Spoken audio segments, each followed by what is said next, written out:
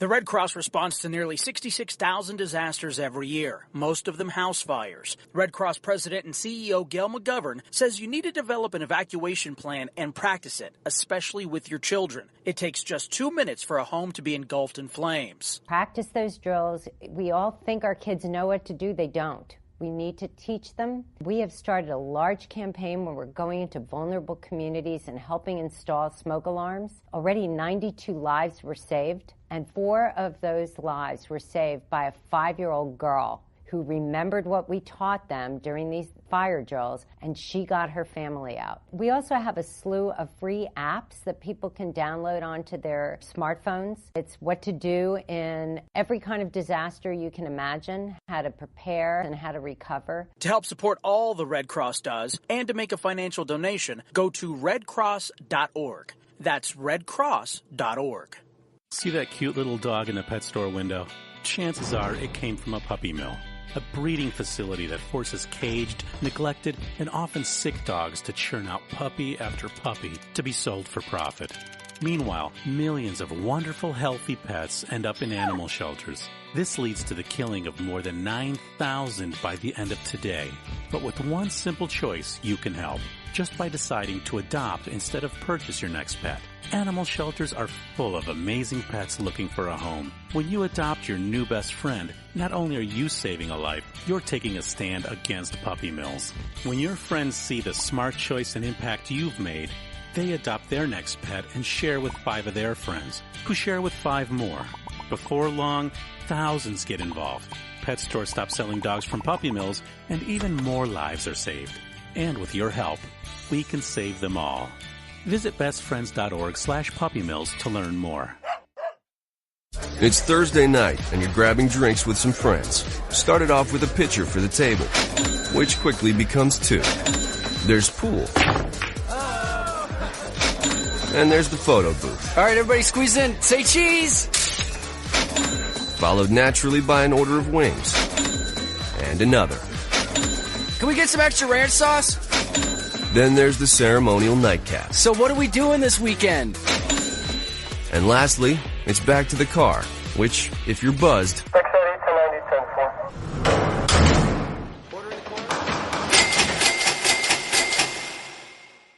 could be the most expensive night of your life. Getting pulled over for buzz driving could cost you around $10,000 in fines, legal fees, and increased insurance rates. Nothing kills a buzz like getting pulled over for buzz driving, because buzz driving is drunk driving. Brought to you by the National Highway Traffic Safety Administration and the Ad Council. Hi, I'm Jeremy Schaap. You may know me from ESPN's Outside the Lines and Sports Center. What you probably don't know is that I've suffered from Crohn's disease for almost 20 years. The Crohn's and Colitis Foundation of America's Take Steps, Be Heard walk program is the largest national walk program dedicated to raising funds and awareness to combat Crohn's disease and ulcerative colitis. To learn more about how you can help and to find a walk site near you, please visit www.cctakesteps.org. Think fast. In the short time it takes to listen to this message, a small flame can turn into a big fire. Several minutes more, and thick, poisonous smoke may have filled your lungs and reduced your ability to respond. Give it 5, and your entire home may be filled with flames. Keep breathing. We've got you. Don't let your world go up in smoke. Have working smoke alarms and practice an escape plan for you and your loved ones. Learn more at usfa.fema.gov, because fire is everyone's fight. Have you mixed your pain meds, your sleep meds, your allergy meds? Call the Poison Helpline. Has your child eaten a tube of toothpaste, a chip of paint, a wild mushroom? Call the Poison Helpline. Have you been bitten by a spider, a snake, an insect? Call the Poison Helpline. Poisonings can happen at the home, on the job, or in the great outdoors. Call the Poison Helpline first for fast, free advice from medical professionals. Call 1-800-222-1222 anytime, anywhere. 1-800-222-1222. Save the number, save a life. Brought to you by the U.S. Department of Health and Human Services. Every day, the men and women of the United States Marine Corps demonstrate their commitment to defend the American way of life. Since 1775, we have served our nation as a force in readiness. From combat operations to humanitarian assistance in every corner of the world. No matter where the mission takes us today or wherever our country needs us tomorrow, we always remember the land we call home. As Marines, we take a stand for each other, for our nation, for us all. The few, the proud, the Marines. Hi, I'm Hillary Duff. As a mom, I'm proud to support the March of Dimes in helping more women have full-term pregnancies and healthy babies. That's why I walk in March for Babies. The money we raise funds research and local programs that help babies overcome the challenges of premature birth and birth defects. Sign up today at marchforbabies.org. Together, we can help make healthier babies possible for thousands of families. The following program is closed captioned for the thinking impaired. Zinc Media. Feel the power of knowledge.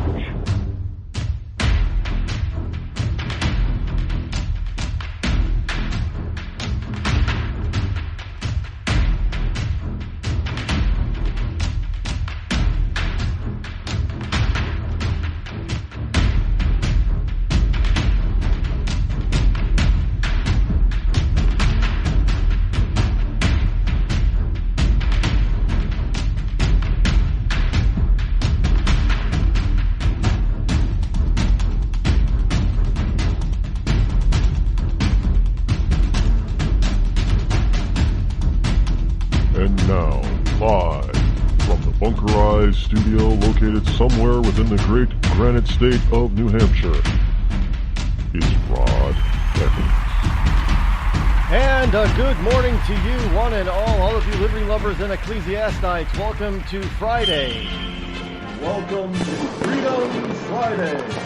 Yes, here it is, Friday, August number 11 in the year of our Lord 2017. Glad that you are here. It is the Freedom Friday, which means that we take things a little bit lighter today. Almost anything goes. You can call in with whatever is on your mind. 603-835-3226. We like to do this every Friday as we get ready to slide on into the weekend, celebrate our freedom. Even though we have a bunch of people working in Washington, D.C. to make sure we don't get our freedom back, we do have one person in this fund. And that would be Donald J. Trump, 45th President of the United States. Yes, indeed. He's doing his best. But as I said yesterday and earlier this week, the swamp is too big, it's too deep, it's too murky, it's too mucky for him to do it all by himself. It's going to take all of us Trump supporters, Trumpsters, Trumpers, Trumpites, what have you. We've got to do our part. We've got to make sure that we send them some help. It's one thing to have him give him support. It's a good thing. But understand, those in the swamp don't give a rat's you know what about our support. If they did, they would have found a way to pass Obamacare repeal. I'm telling you, they're not afraid of the voter, and they don't give a rat's you-know-what. Because here's the deal, and I have mentioned this over and over again. Here's the deal. Are you going to now, considering that the Democrats have been thrashed and slashed and spanked and all that kind of stuff since about 2010, the Republicans do not fear that they'll go back to a Democratic-controlled Congress. Because the Democrats gave them Obamacare to begin with, and they all know that we hate it. Both sides know this. So they make it look like the GOP makes it look like they're working really, really hard to get rid of it, and they make it look like it's really hard and tough to unravel this thing. Do you think that they're afraid that we're going to hand the reins over back to the Democrats, who are in no way in fact, the Democrats, if they get back in power, will probably move somehow, some way towards universal single-payer health care. They're already making plans for that. By the way, they've already got a plan for it. I guarantee you, it's sitting in the whole law is sitting in somebody's desk, probably Nancy Pelosi's. Just waiting for the day that they're back in power so they can pull that little sucker out and say, aha, it's our turn now. Now we're going to give you single payer. And if they get single payer, you can forget repealing single payer. So does the GOP think that the voter is going to give the Democrats? No, they're not afraid of that. They're not afraid of you, the voter. Why? Because you've given them no reason to be afraid of them, for them to be afraid of you. You've given them no reason. Because greater than 90% of those who seek re-election get it. That doesn't instill a whole hell of a lot of fear. I mean, look at Mitch McConnell, for crying out loud. You think he's scared of not winning re-election? Hell no. Now, whose fault is that? Is that Donald Trump's fault? No. That's our fault, the voter. Well, specifically in this particular case, the voter within McConnell's state and district. Same with Ryan. Same with every other person who gets reelected over and over and over again that's in Congress and in the Senate.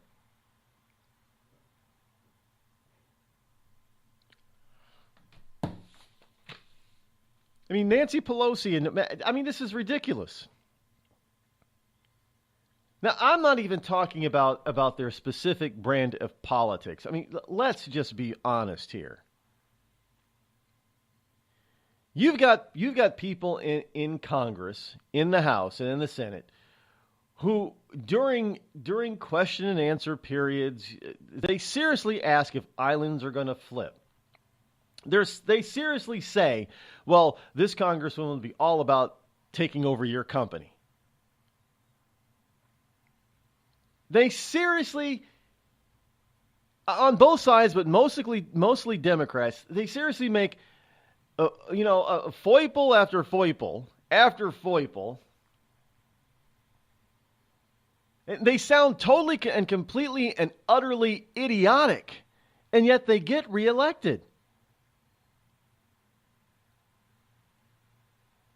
It doesn't matter who it is, but look, you cannot blame Maxine Waters for being as stupid as she is. She is. Why are you saying Maxine's stupid? Because she's black? No, Maxine's stupid because she's just stupid. She's a stupid person that happens to be black. Hey, Nancy Pelosi's a stupid person that happens to be white. Doesn't matter. I call her the Valley Girl Airhead. But she gets real. You cannot tell me that even in California, Democrats don't have a better candidate who's smarter than these two ladies. Honestly. How did they get reelected? Well, that's because we, the voter. Everybody's supposed to be mad at Paul Ryan, right? Oh, Paul Ryan turned out to be a rhino. Well, how did he get reelected?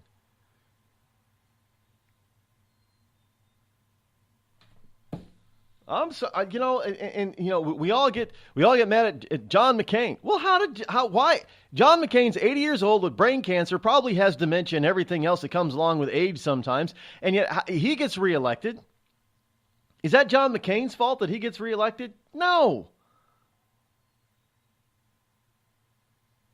Hey, Lindsey Graham, I haven't heard a person yet who actually totally, completely supports and likes Lindsey Graham. How long has he been in the Senate? So, folks, we got to, there are people that have said we get the government we deserve. They, all those people in Washington, D.C., all those elected officials who then go around and appoint all of these bureaucrats who are total jerks and assholes, they got there because we put them there. You know who the creators of the swamp are? Well, I mean, let's be honest about it. The creator of the swamp is the American voter. I know you're going to say, well, you can't blame me. I didn't. No. I realize that there are some people that, in this country that are smart enough not to vote for any of that crap. But let me tell you, generally speaking, the creators of the swamp, we built it. We built the swamp, and then we filled it with the muck by keep on re-electing the same bastards and assholes and BITTCHs over and over and over and over again. We did it. They didn't do it. We did it. And so now the monsters in the muck are no longer scared of us. And because they're no longer scared of us, there's a person in office that we really, really, really support and want the GOP or Congress to follow suit and support him. And they won't do it because we created a monster like Frankenstein's monster who's no longer afraid of the doctor or the creator, us. It's going to happen. I hate to be blunt, even on a Friday. But if the United States is destroyed from within, it won't be because of our politicians. It'll be because of us, the voter, who put them in power and didn't hold them accountable. I find it amazing how many times I talk to people and they say they support Trump. Oh, man, I support Trump. He's a great guy. Oh, really? Well, what about this particular senator in your state or this particular congressman in your district? Oh, they're okay. You do realize that they're an anti-Trumper, right? You do realize they hate Trump. Oh, but that's okay. No, it's not okay. How can you be so stupid? You say you support Trump, and then you go ahead and you support and elect and re-elect anti-Trumpers. Do you expect Donald Trump to become a success if you keep putting people that in office that get in his way instead of support him? They block him at every turn. Do you realize why we do not have Obamacare repeal? Because people have voted for and elected and re-elected people like Snow and Murkowski. And then we run around and get upset. Well, yes, Murkowski, she's not a true conservative. Then how the hell did she get elected? She just didn't show up there one day. She didn't knock on the door and say, hello, I want a job as a senator. Did she or did she not have to campaign?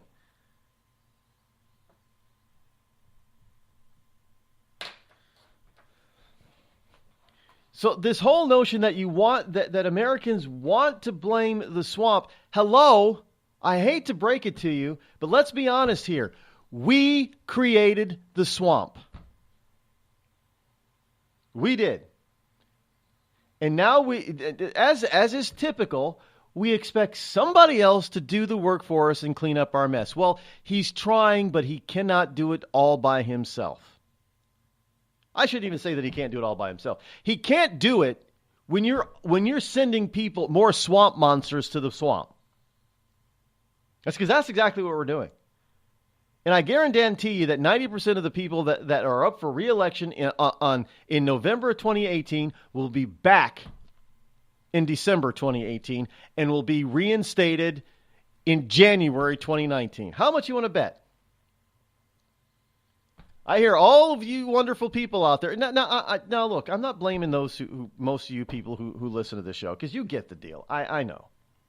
I know you get the deal. You didn't vote for probably 95% of the people that are especially their Democratic opponents. You wouldn't vote for them. I didn't vote for Jeanne Shaheen, so I didn't send her there to D.C. I get that. But then if I ask people, well, did you vote for, McConnell's primary opponent? No, I didn't vote in the primary. Well, hello? That's how you get rid of the incumbent. Because well, geez, I don't have a choice. It was either the GOP or McConnell, or it was his Democratic opponent. Who am I going to vote for? How about McConnell's GOP primary opponent? How about making him the nominee instead of McConnell? Just an idea. Just a thought.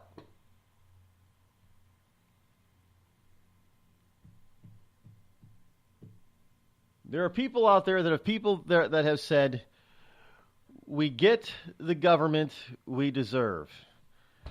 Well, if Donald Trump and the rest of us agree with him and call it the swamp filled with swamp monsters, we have a government of swamp monsters. Well, guess who created and put the swamp monsters in place? Yeah, we did. You're listening to me, your lovable host, Rod, here on the Rod Eccles Show. We've all heard of male enhancement, but now there's an expert on true male enhancement in the areas that really count. In Herb Ellis's book, Husband 2.0, Real Male Enhancement, you'll find answers to questions like, why doesn't she want to have sex? A quick start, quick results workout guide. Plus, what you can do as a side hustle to make money now. With all the great tips in this book, every man can benefit. Get the book, Husband 2.0 Real Male Enhancement, on Amazon.com. Tired of paying outrageous prices for Viagra? Well, we have great news for you. Now you can finally get Viagra at huge discounts. Healthy Man allows you to save up to $500 on Viagra. Why pay U.S. pharmacy prices of $15 per pill or more when you can get Viagra for less than $3 a pill? Call today and get 40 Viagra pills for only $99. This can cost as much as $600 at your local pharmacy. You can't afford not to call us. If you want Viagra at the lowest prices, never pay $15 a pill pharmacy prices again. Get Viagra for less than $3 a pill. Call 800-595-2614 today and save up to $500 and get 40 pills for just $99. Healthy Man is fast, easy, and affordable. Operators are waiting at 595-2614 to take your call now. Call 800-595-2614. That's 800-595-2614. Again, 800-595-2614. It started with a knock, but it wouldn't end there. What happens in the story next, many wouldn't understand, and most wouldn't believe. 5 + 2 = Perfection by Samuel Rosette Jr. is a must-read. The scriptures within are reminders of the ancient past, and yet intriguingly infuses with texts which stand on the edge of the stage of relevancy. Available online at Westbow Press, Amazon, Books A Million, Barnes & Noble, and SamuelRosetteJr.com. And now a message from our sponsor. Ladies, tired of drying your hair with the same old vacuum cleaner? Try Avon Shea brand new Beauty Locks portable hair dryer. It's smaller, it's faster, it's guaranteed to give you the hair you've always wanted in half the time. Beauty Locks is delicate and dainty, just like you. The dryer weighs only a pound and easily fits in your hand. Now that's beauty and convenience. With a speedy motor that will dry your hair in as little as 25 minutes, you can get gorgeous hair without falling behind schedule. Don't worry about the little ones or that pie in the oven. Thanks to an extra-long extension cord, you can move around while primping your locks. Forget those long trips to the salon and no more waiting for hours under monster machines. Avon Shea gives you an easy and speedy hairdo that will blow your man away. Get it now at your nearest Macy's.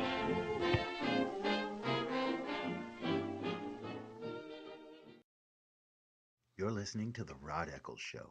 Let truth be told.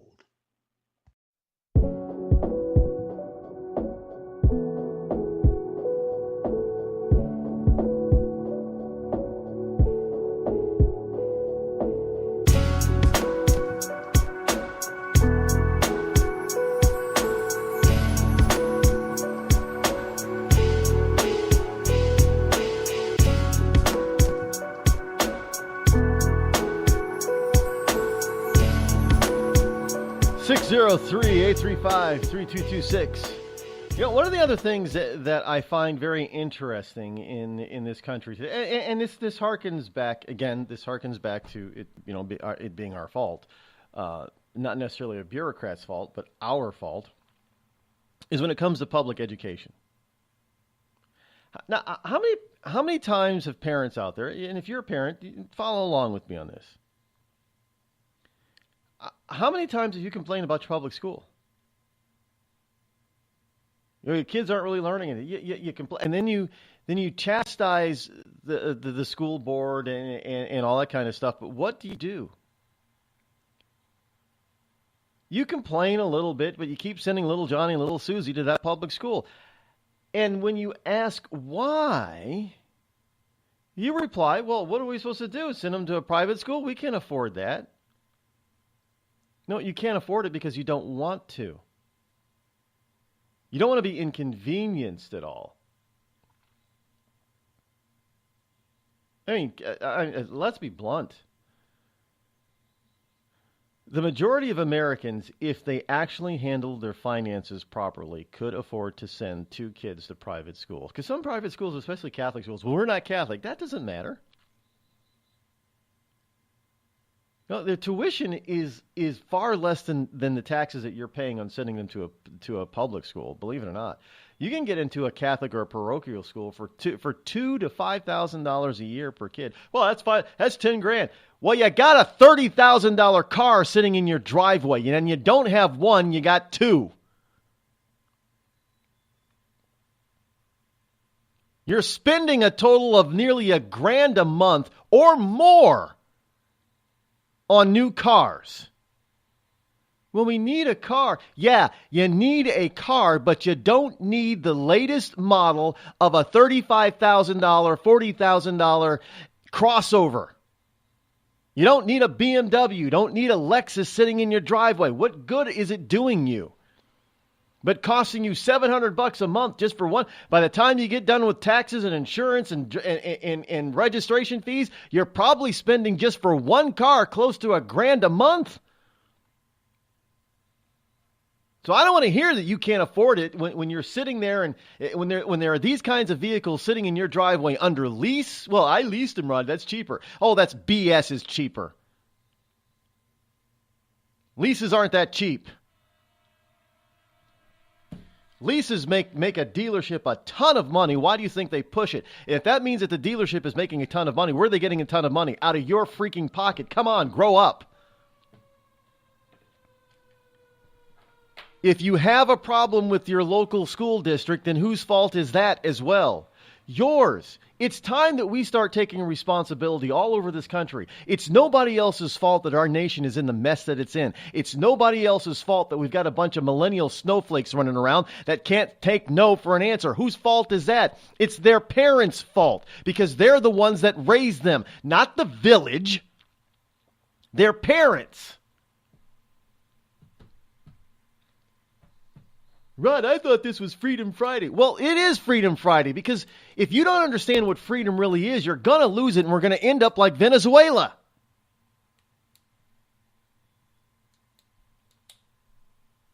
Are you people understanding this?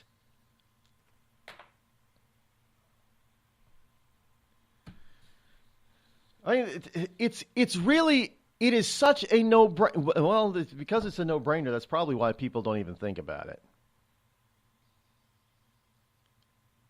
Because it is so easy just to get... Actually, it's not easy at all. It takes a lot of work and a lot of thought to blame somebody else for whatever you did. I mean, honestly, it does.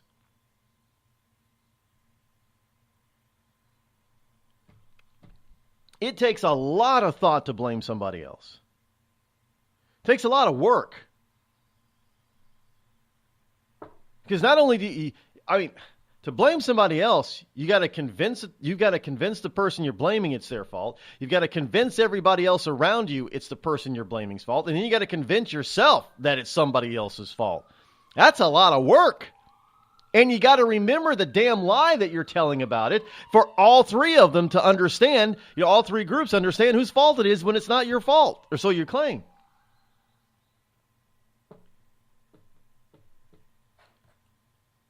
I'm sorry, folks. I'm tired of hearing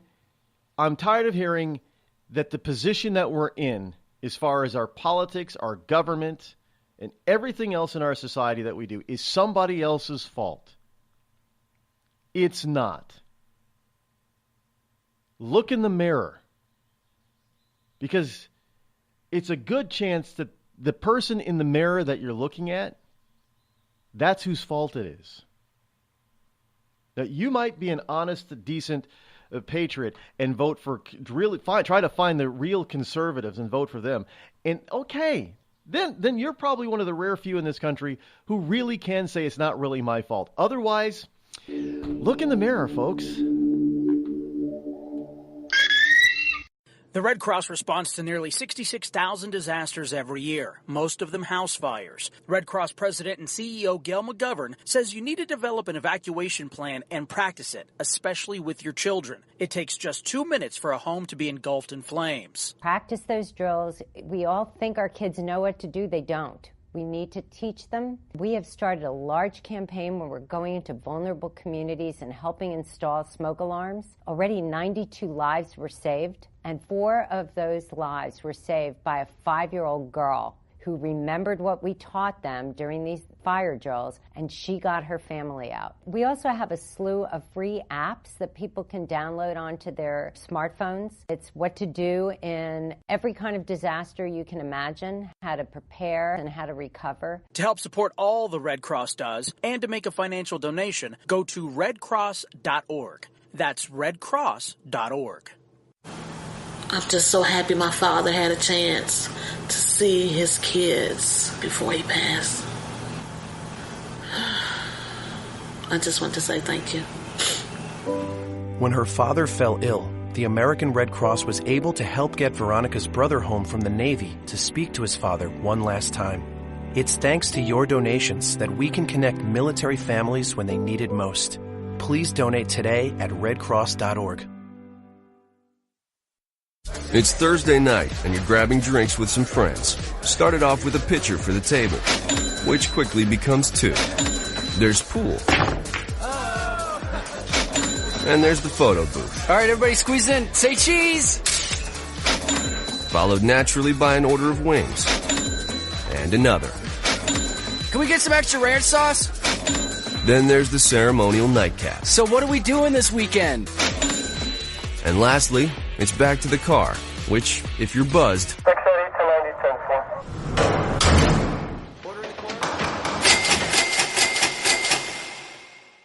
could be the most expensive night of your life. Getting pulled over for buzz driving could cost you around $10,000 in fines, legal fees, and increased insurance rates. Nothing kills a buzz like getting pulled over for buzz driving, because buzz driving is drunk driving. Brought to you by the National Highway Traffic Safety Administration and the Ad Council. Every day, the men and women of the United States Marine Corps demonstrate their commitment to defend the American way of life. Since 1775, we have served our nation as a force in readiness. From combat operations to humanitarian assistance in every corner of the world. No matter where the mission takes us today, or wherever our country needs us tomorrow, we always remember the land we call home. As Marines, we take a stand for each other, for our nation, for us all. The few, the proud, the Marines.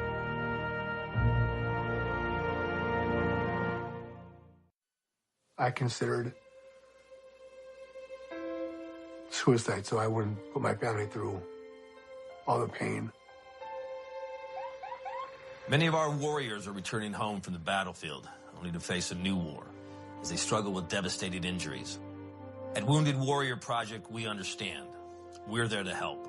Even though you think you're broken, you're not. It's the physical and the emotional healing that Wounded Warrior Project provides. With a gift of just $19 a month, you can join Wounded Warrior Project. You'll help provide critically needed programs and services that rebuild lives. Beautiful. There you go, buddy. The ongoing needs of our wounded and their families will continue for many years to come. Now is the time to show your support. Call now or go online with your gift of just $19 a month, and we'll send you this Wounded Warrior Project blanket. It made me feel that there's people out there that care about us. After this event, we can finally maybe start to heal as a family and move forward. We need your help. The families are hurting. For many of our wounded heroes, the greatest casualty is being forgotten. That's why your gift of just $19 a month is so important.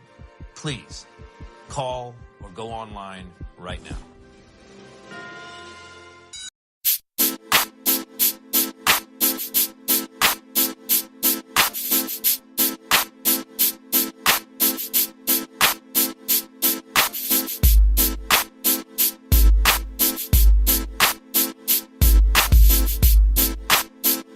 You're listening to The Rod Eccles Show.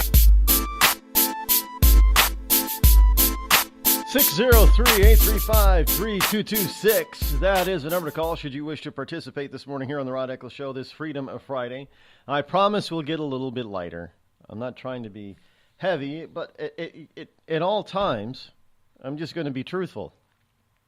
And you could say I'm on this kick this morning because of just yesterday. It was just I heard all over the place, about whose fault it was.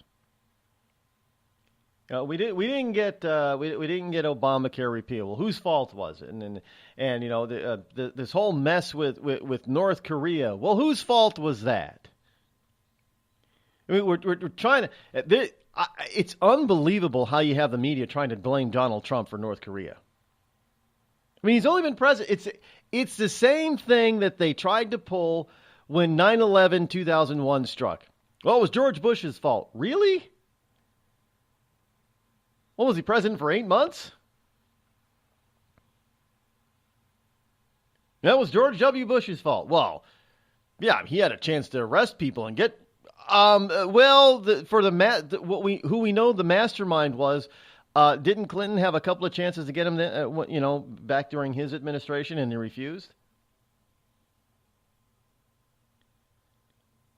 So now we're going to blame. How the hell did he get a hold of technology? Talking about North Korea and Kim Jong-un. How did he get a hold of this technology? Well, him and his scientists researched it. Well, it costs money. Where did he get the money from? We can go all the way back to Bill Clinton and figure this one out. I mean, just like Iran, the Democrat presidents gave these people billions upon billions of dollars over the years. But you want to blame Donald Trump for well, I guess it's going to, when North Korea gets a nuke too, it's going to be Donald Trump's fault because of his rhetoric. You can't run around, Donald, saying, fire and fury. Why not? We said shock and awe. We delivered shock and awe in Iraq and Afghanistan. We developed the world's most powerful non-nuclear weapon. The Daisy Cutter and the Bunker Busters. It's a massive non-nuclear ordinance. That's a little bit of shock and awe, don't you think? Where do you think these rogue regimes get money from? Well, because we have presidents and administrations that we elect into office, we put into office, that run around and let all this stuff happen. Either they give the money back or they support regimes that secretly, quote unquote secretly. It was one of the world's worst kept secrets was that our good buddies, the French, were doing business behind our backs with Saddam Hussein. And we supposedly didn't know until we went in and took out Saddam. Oh, the French were doing business all this time. How could they? What did we do to the French? Nothing. Jack, nada. That's because we already knew.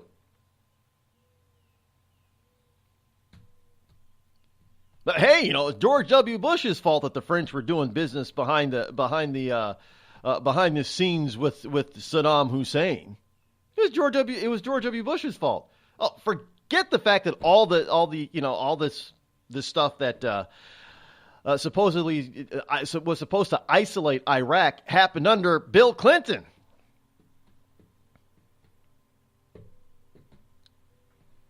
I mean, come on. And then what did we do?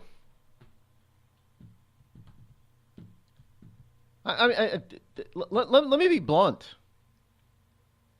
This may sting a little bit. Now, I know that we've seen poll after poll after poll, and most of these polls are lying, you know what, excrement, or they're heavily misled or misleading. But even with all these misleading polls, we had this mega disapproval of Obamacare. Did we not?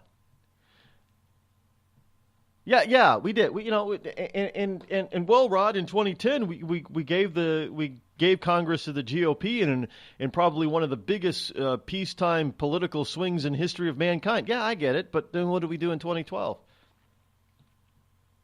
The so-called architect of Obamacare, instead of putting him out in the street, what did we reelected him. Now, nobody liked Obamacare, so even the misleading polls told us that hardly anybody liked it. But then what did we do? We reelected one of the chief architects of it.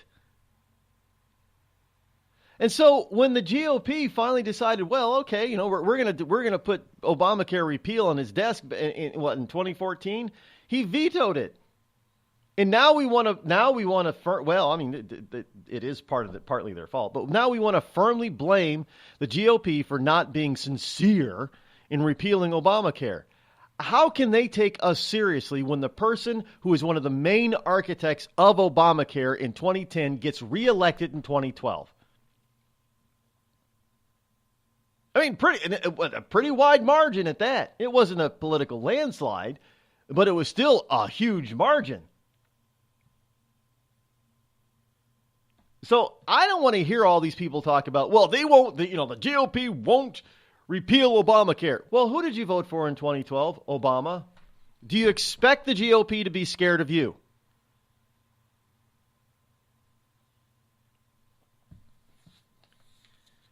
I mean, seriously. So we want to blame other people, and the press takes that, the media takes that to heart, and the Democrats take that to heart and say, oh, hey, let's just blame Donald Trump's rhetoric. When was the last time when somebody said, forget that. How about we just look at, okay, so Donald Trump says a fire and fury will rain down on North Korea if they attack us. Now, that kind of rhetoric is going to get us into a war. But am I not correct in saying that Kim Jong-un is the one who started the war of rhetoric by saying, well, we'll reduce the USA to ashes? How many times has he said that? He'll take out South Korea. The world will respect. Their military is the most powerful in the world, and they could take on Japan and South Korea and wipe them off the map and reduce the USA to ashes. All before Donald Trump opened his mouth. But Donald Trump says, look, you're going to target our allies in Guam, our territories. Yeah, you're going to have some fire and fury raining down on you, there, you pot-bellied pig. And all of Kim Jong-un's rhetoric, that's just him blustering. Yeah, he's blustering while he's testing and building ICBMs. But Donald Trump says, well, fire and fury, just put you in your place, buddy. Just fire and fury is going to, like shock and awe. Oh, he's going to get us in a nuclear war. Can't believe Donald Trump's got the nuclear codes, man. And now we're seeing articles. One man shouldn't have the nuclear codes and shouldn't have the ability. He's the freaking president. There isn't a higher office or position in the federal government in the executive branch than the president. He's a commander-in-chief. Singular, not plural. I don't care who I didn't particularly like Obama, but I don't care who the president is. The Constitution basically really says pretty damn clearly The President of the United States of America is the Commander-in-Chief. There's nobody above him. Do you understand? I don't care if you like him or not. You can't start changing the rules because you don't like a particular person occupying that particular office. Make sure he doesn't get reelected, or make sure he doesn't get elected in the first place. But don't try to cheat your way to get your way. You know that we didn't cheat on the right because we didn't want Obama. He still got back in.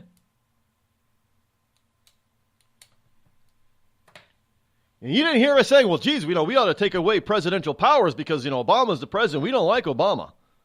It's a bunch of BS. It's not the way it works.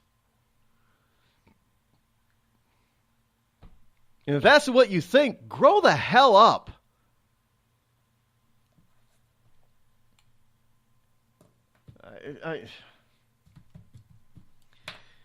I'm just trying to figure out how the hell is it Donald Trump's fault because he says fire and fury when everybody else talks about has all this rhetoric coming out. And now we got China says, well, you know what? Yeah. Here, Mr. President Trump, this is China. This is Xi. We'll stay out of it if Kim throws the first punch. But we're going to have to intervene if you throw the first punch. Who the hell do they think they are? I remember something in my household a long time ago when I was a kid. We had the family dog. His name was Prince. Now Prince was part hound, I think Basset Hound, and part beagle, and I think part something else. He was a good sized dog, very protective of the kids in the family. Basically, he was my dog, very protective of me. And I remember my parents telling the story. Only had to happen a couple of times, or I would get in trouble. My parents would go to spank me, and Prince would get in between me and my parents and growl at him, so my parents would have to spank the dog first and then spank me. And then after a quick, short while, somebody would yell, "Get the belt." Prince would be gone. He would take, you on your own. He was gone. So, I'm sorry, but are we going to have to spank China before we spank North Korea? If that's what it takes, and that's what it takes. And frankly, you don't got to have to do it militarily. You just look at China and say, look, we know, China, that you're a wonderful... you have a wonderful economy there. And most of the economy is based on what we in the West, especially the U.S., is doing and investing in. Now, let me just make it clear to you. You get in our way, we pull our investment, your economy crashes. And if you want to take us to military tribunal, well, hell, we'll bring down fire and fury on you, and then we'll bring it down on North Korea. Now, understand, China's getting to the point where they're not really afraid of the United States militarily, but they ain't there yet. And trust me, they ain't there yet, and they know it.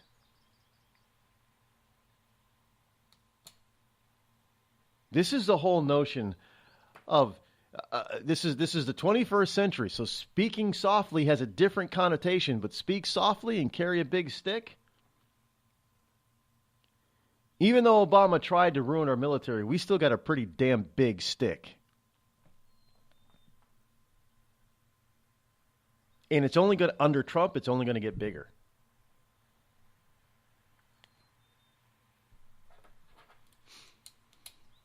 Sometimes diplomacy needs to be backed up by military might. And when you have that military might, you don't have to bluff. And your opponents know when you're bluffing and when you're not. When it comes to international politics, they know when you're bluffing and when you're not. And if they were such a terrible poker player like Saddam Hussein, then they deserve to be taken out. And right now, Kim Jong-un is a terrible poker player. Now, I'm not saying it's going to be a walk in the park to take him out like it was Iraq. It's probably not. They probably got stuff hidden there that we don't know about that's a little bit more advanced than we realize. But they ain't there yet. And you don't wait until they get there to your level before you decide to do something. Then it's too late. You get them before they get there. Now, I'm not a warmonger. I don't want to go to war. I'd rather have peace on the planet. But you got some ignoramuses out there. You got some bad guys out there. Yeah, there's bad and evil in the world who don't want to see the world sit and rest at peace and enjoy peacetime on the planet. They want discord. They want war. They want the cloud of war. They want the threat of war. These are the people that we can't deal with, and you got to take them out. Because if we're ever going to get to a planet that's peaceful, then we got to stop blaming somebody else, and we got to start being realistic and saying, look, there's just bad people on the planet. And we got to take them out. And if you try it look, we've been trying diplomatically to get North Korea under control for the last 30 years. We got diplomatic channels. There are no more diplomatic channels.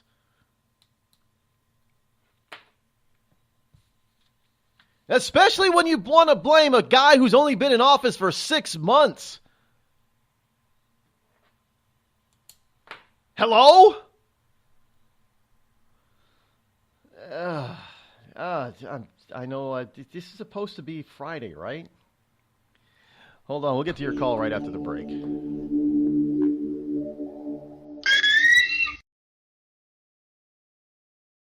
The Red Cross responds to nearly 66,000 disasters every year, most of them house fires. Red Cross President and CEO Gail McGovern says you need to develop an evacuation plan and practice it, especially with your children. It takes just 2 minutes for a home to be engulfed in flames. Practice those drills. We all think our kids know what to do. They don't. We need to teach them. We have started a large campaign where we're going into vulnerable communities and helping install smoke alarms. Already 92 lives were saved, and 4 of those lives were saved by a 5-year-old girl who remembered what we taught them during these fire drills, and she got her family out. We also have a slew of free apps that people can download onto their smartphones. It's what to do in every kind of disaster you can imagine, how to prepare and how to recover. To help support all the Red Cross does and to make a financial donation, go to redcross.org. We've all heard of male enhancement, but now there's an expert on true male enhancement in the areas that really count. In Herb Ellis's book, Husband 2.0, Real Male Enhancement, you'll find answers to questions like, why doesn't she want to have sex? A quick start, quick results workout guide, plus what you can do as a side hustle to make money now. With all the great tips in this book, every man can benefit.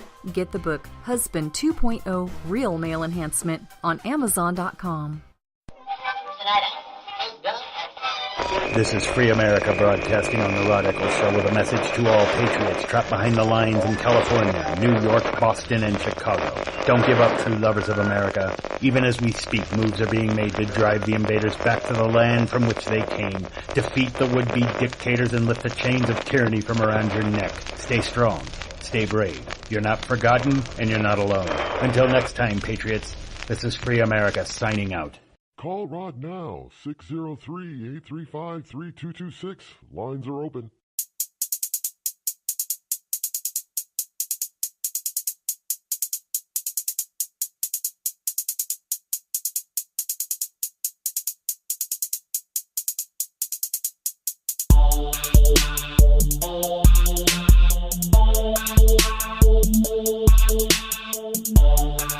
Let's get to the phones. We have a couple of callers holding on. Let's get to the first one. Is Dom? You're live. What's going on, Dom? What is going on, Rod? You are, this is not the Like Freedom Friday I normally get from you, but I'm loving it. Look, I gotta call you to task, though. You kind of disregarded China militarily.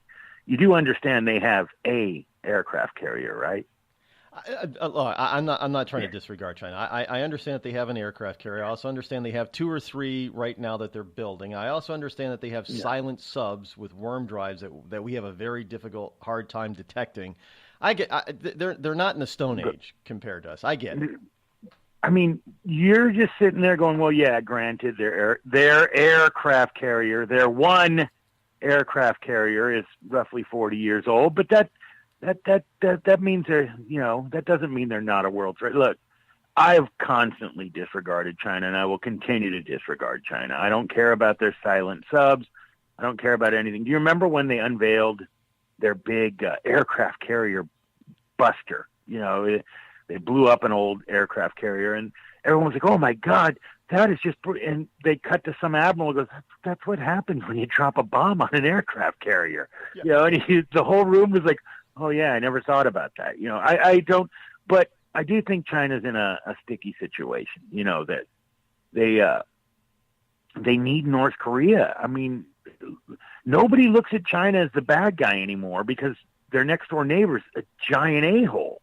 And, it's like, well, yeah, it's sure he's doing wrong, but now people have to understand that there's still a war going on in the Korean Peninsula. It's just a ceasefire. There has been no cease of hostilities. In other words, ending of the war. No treaty has been signed. So it's just a ceasefire. And people have to remember and realize that when MacArthur was starting to kick North Korea's butt, the Chinese intervened and we started fighting Chinese troops.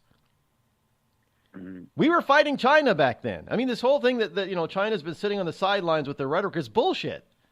Excuse my French. Oh yeah, we were fighting the people's whatever army of China on the Korean Peninsula. No, so yeah, technically, I guess you could say technically we're still at war with China. Yeah, it's just we buy their stuff. And here's my thing. America's always had this going for it with guys like China and things like that, especially now and other enemies we've had.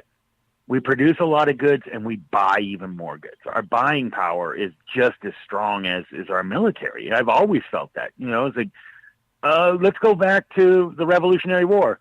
England's like, should we really go in there and wipe them out? No, we want to buy stuff from them, and they buy stuff from us. It's like never in history has a war ended with automatic. Well, we better start rebuilding relationships because we want to buy stuff from them. And so, and America's in that position with China right now too. It's like, look, we like buying stuff from China. We can't.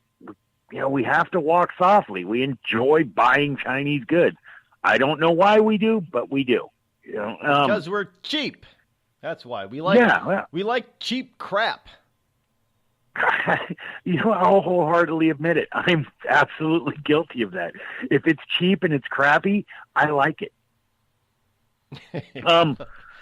But it's like there's got to be something going on with a missile defense system that we have because we're all panicking. But if you ever watch them when they're not trying to garner votes, they're like, man, big deal. It's like, of course, if you put them on CNN, they're going to say it's horrific and all this stuff. But everyone who matters, look at all the generals. They're like, well, what about these missiles? They're like, oh, yeah, we're scared to death of those. I'm not really worried about, any sort of Korean ICBMs because I think this whole thing that, the couple of successes and couple of failures of this new missile defense system is all for show. Don't doubt me on this. That system is fully operational and ready and nearly 100% accurate.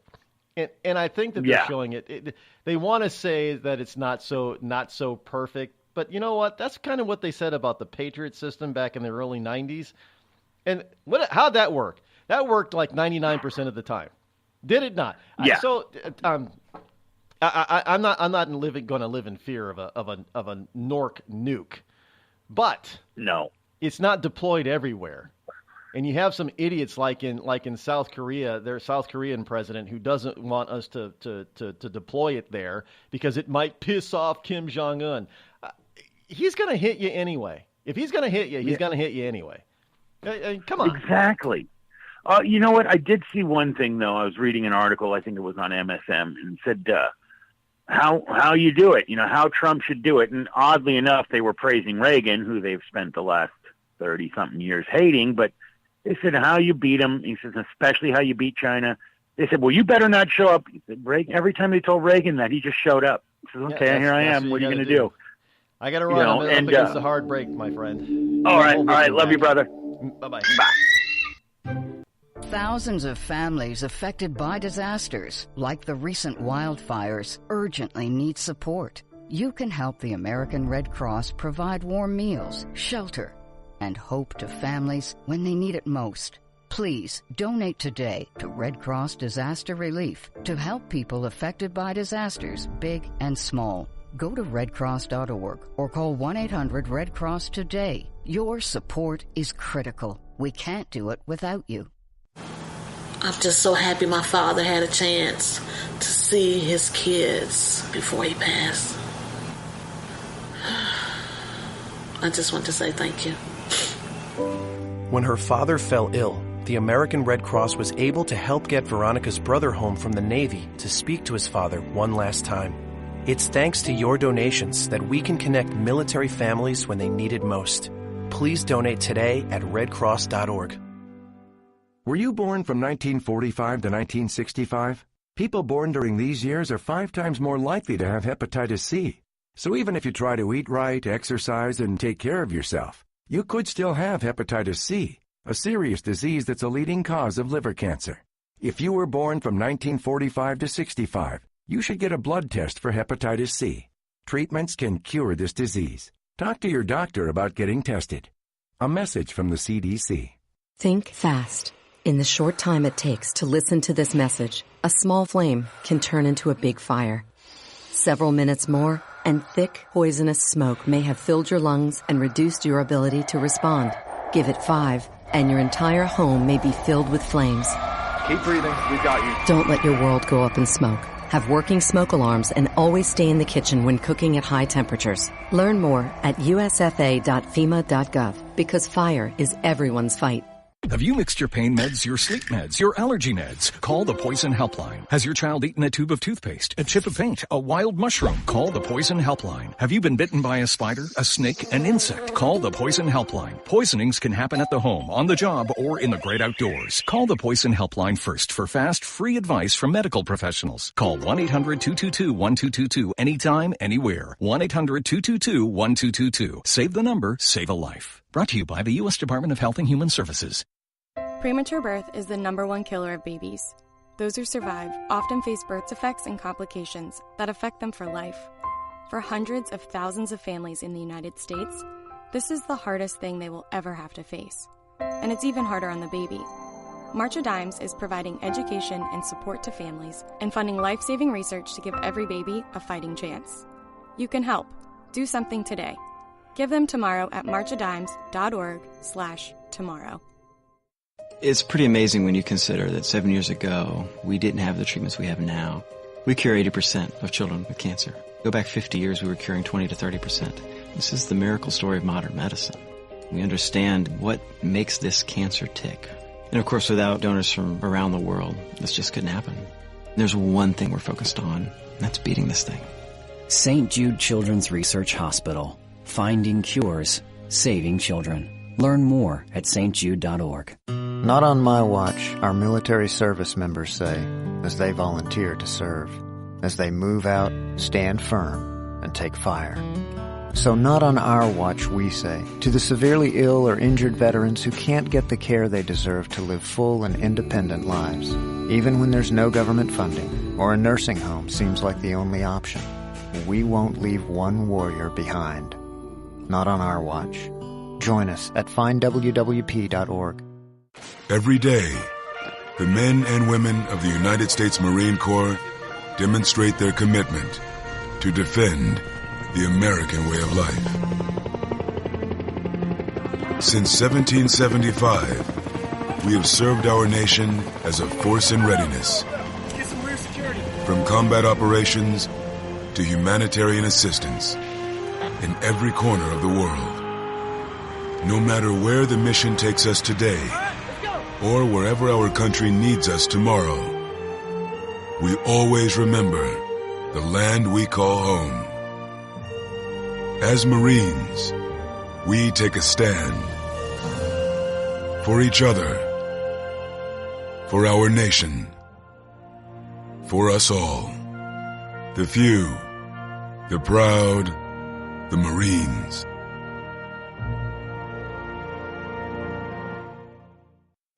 America's wounded warriors are coming home. After serving on foreign shores, these brave men and women are returning to their families and communities. Many have wounds you can see, and many have wounds you can't see, like post-traumatic stress disorder. Now that these warriors are back home, they are ready to enter the civilian workforce. To help, Wounded Warrior Project has developed the Warriors to Work program, a career counseling service that helps warriors translate their military experience to the civilian workplace. These extraordinary men and women bring proven world-class job skills and a unique perspective on teamwork to the job. And to ensure the right warrior finds the right job, Wounded Warrior Project works with employers to find just the right match. When you hire a wounded warrior, you hire an intelligent, talented, and committed new employee. Contact Wounded Warrior Project at findwwp.org. Welcome home the brave. You want to know what time it is? It's time to bring the rain. Zinc Media. Feel the power of knowledge.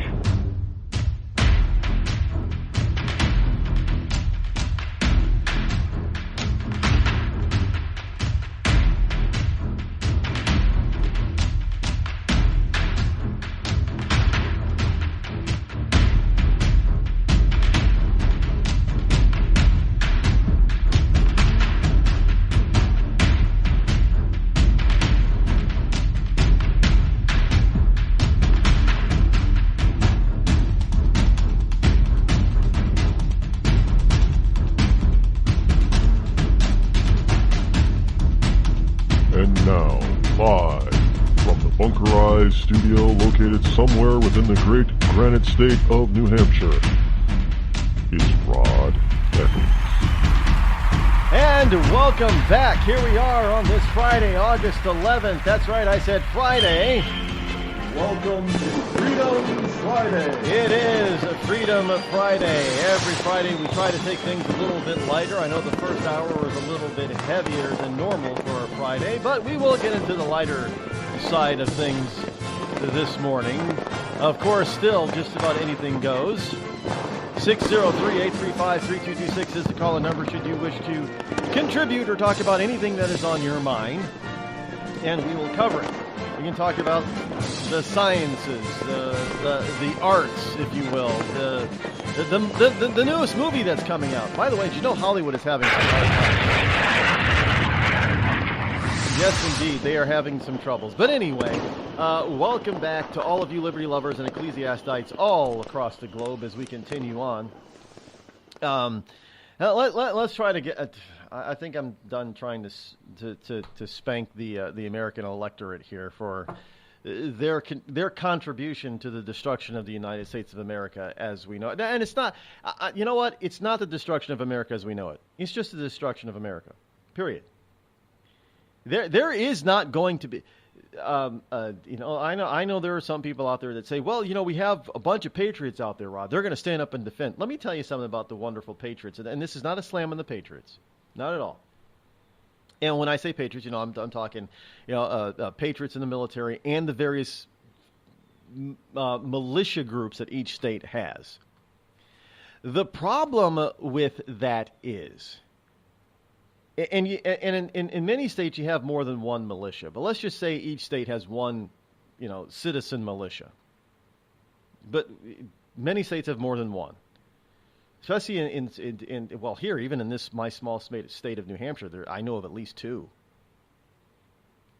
So let's just say that each state has. So you got 50 militia groups out there. They all have a different take on the Constitution, believe it or not. So to say that they would save the country, they wouldn't. They're out to save freedom and their belief in what their belief in the Constitution is. we'd end up with the United States breaking apart. If we ever went to civil war, we would end up with a broken up United States. Now understand this. There is a lot of foreign influence to lead to just that. Now, look, if you think I'm wrong, why don't you, there are people out there in the know that listen to this program. They can back me up on this. And I'm not talking about Putin of Russia and Xi from China. We know that they would love to see the United States taken down a notch or 5. But there are people out there who we think who are in friendly countries who would love nothing better than to see, if anybody remembers the mini-series from the 80s, called America with a K, with Chris Christopherson and Robert Urich. Yeah, Robert Urich was alive back then. They were two of the big name stars in that miniseries. The miniseries sucked. But it was kind of interesting that it came out, that miniseries came out about a year or two before the Soviet Union actually fell apart and started to be dismantled. Kind of apropos, but it was the wrong country. But instead of the USSR falling apart, it was the United States that was falling apart. And there are people out there, even some of our so-called friends, who would love to see the United States broken up into these smaller countries that they did in that stupid miniseries. And frankly, if we ever went into a civil war, that's exactly what would happen. I hate to say that and bring it to, if we cannot do this on a peaceful note, save this country on a peaceful note, then there's no saving it. It's going to break up. It's going to be the end of the United States of America. You're going to end up with smaller countries. Forget the states. They won't be states anymore. The states will be combined into smaller countries. This stuff is serious, and if you don't think I'm accurate on this, ask anybody who knows anything about foreign affairs, foreign intelligence, and all that kind of stuff, if this is not what these people have been pressing for the last 100 years.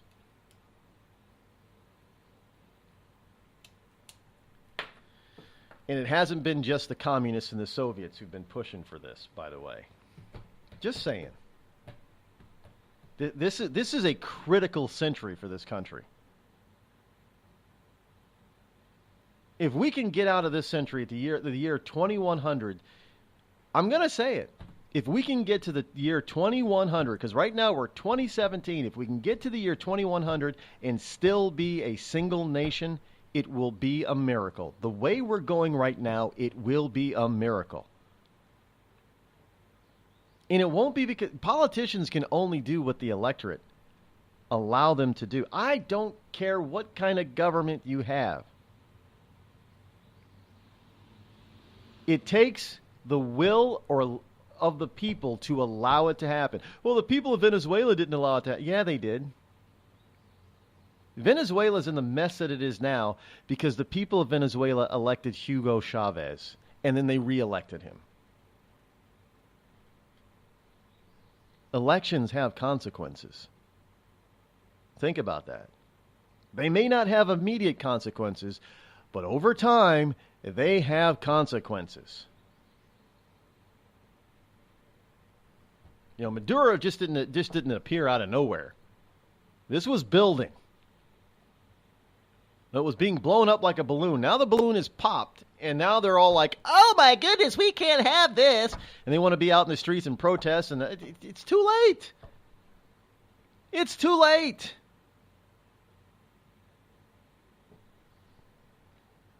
I'm just saying. I'm just sending out a warning. God, I hope I'm wrong. But looking at mankind's history, I'm afraid I'm not. That's the problem. And I know there are a lot of people that are relieved. They said, "Whoosh, we dodged a bullet. We elected Trump." We haven't. We're not out of the swamp yet. We made a start, but we gotta do our part, and we gotta keep going. That's all.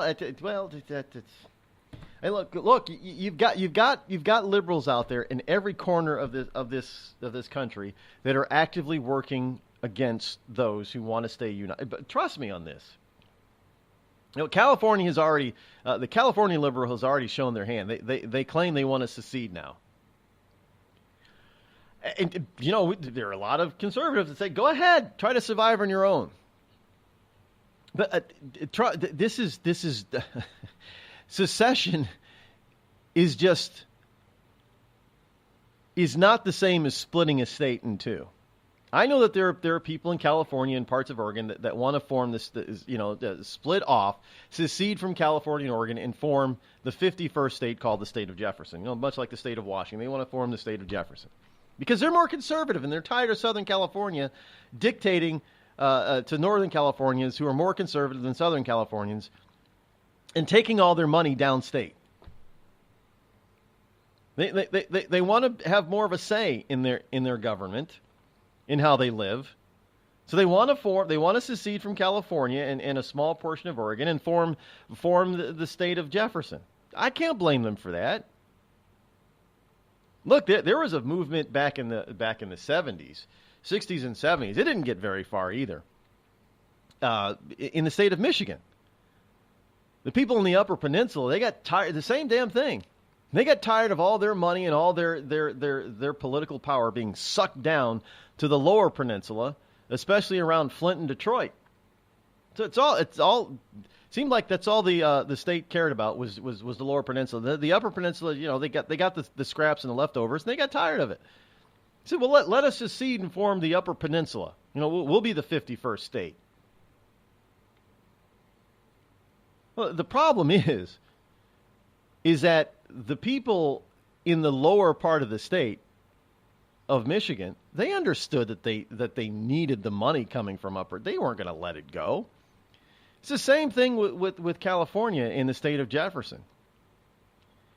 Southern California far outnumbers the population of Northern California. There's no way in hell Southern Californians are going to let Northern California go.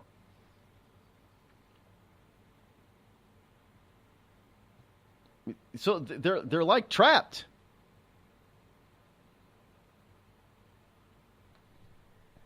So I mean, this. I understand that we're surrounded by liberal idiots all over, but they're not the majority in this country. That's the good thing. The good news is that they are not the majority. In fact, they are the vast minority. The problem is that we've allowed them to have and achieve seats of massive power in government and in the private sector. And we've given them a ton of money. And even though that we complain and we rail against them, we still give them money. We don't like Facebook's politics. How many people, including myself, how many people still use Facebook? I don't know many people who don't get rid of Facebook because Zuckerberg wants to be a raging liberal. And why is Zuckerberg a raging liberal? He's a raging liberal because he's a millennial and his baby boomer parents raised him that way and then sent him to a raging liberal college institute of higher learning called Harvard. Just say it. And because we give these people this kind of power and we let them do whatever they just about anything that they want, and then we want to complain about it, but we don't do anything to stop them. Example here, Airbnb. Now, Airbnb is not the only booking service. If you have it's not the only, if you want to call it bed and breakfast style type of booking. They're not the only ones out there. They're not even. I think they're number 2. They're not even number 1. But they're the everybody knows who Airbnb is. Which is really kind of interesting. I don't think that they're number 1 as far as bookings and total revenue is concerned. There's I forget the name of it. The other one's bigger, but everybody looks to Airbnb. Evidently, everybody looks to Airbnb. I don't know why they're not the biggest, but they're not yet. But Airbnb cancels bookings for Unite the Right in Charlottesville rally attendees. This is out of this off of NBC 29 in Charlottesville, Virginia. The vacation rental service is cracking down on hate group supporters who are planning to stay in Charlottesville this weekend for the Unite the Right rally. I haven't heard of this rally, but okay. Airbnb confirms it is canceling accounts of users affiliated with the rally who booked properties around Charlottesville for this large gathering. On a post on a neo-Nazi website, claims one group has taken over all of the large Airbnbs available. The group says it has booked 7 houses for 80 to 90 people from various alt-right groups. So Airbnb tells NBC 29 concerns from its members led the company to investigate for violations of its 2016 Airbnb community commitment. That agreement requires users to accept people regardless of race, national origin, ethnicity, and more. Well, okay, so possibly, I've never heard of this group. But you have a bunch of white people that want to get together and be around nothing more than other white people. And Airbnb says, nope, can't do that. What? In a statement, Airbnb... I know. You want to talk about being hypocritical to the nth degree. I get it. In a statement, Airbnb says this. In 2016, we established the Airbnb community commitment, reflecting our belief that to make good on our mission of belonging, those who are members of the Airbnb community accept people regardless of their race, religion, national origin, ethnicity, disability, sex, gender identity, sexual orientation, or age. We asked all members of the Airbnb to a family to affirmatively sign on to this commitment. When through our background check process or from input of our community, we identify and determine that there are those who would be pushing or pursuing behavior on the platform that would be antithetical to the Airbnb community commitment, we seek to take appropriate action, including, as in this case, removing them from the platform.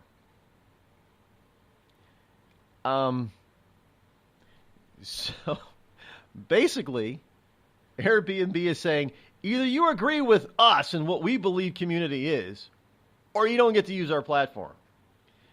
So if you if you want to be a part of what we construe to be a white racist group, then we're going to cancel you. So they're not being accepting, are they? I know some of you out there saying, "We're at Rod. What are you saying that you're for the KKK?" No, I'm not going to openly and willingly and knowingly support the KKK. But you know what?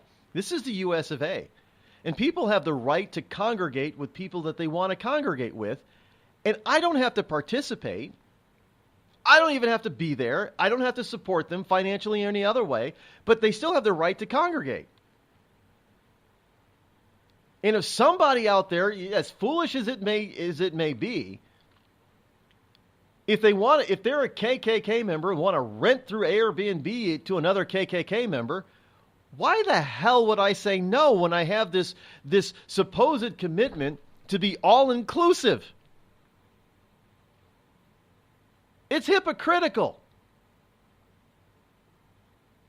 Now, I can point out their hypocrisy, just as I can point out the hypocrisy of the KKK, just as I can point out the hypocrisy of the new Black Panther. But I understand one thing. Freedom of expression, freedom of speech, freedom to associate does not mean with only those types of speeches and language and groups that I approve of. Because that's not freedom.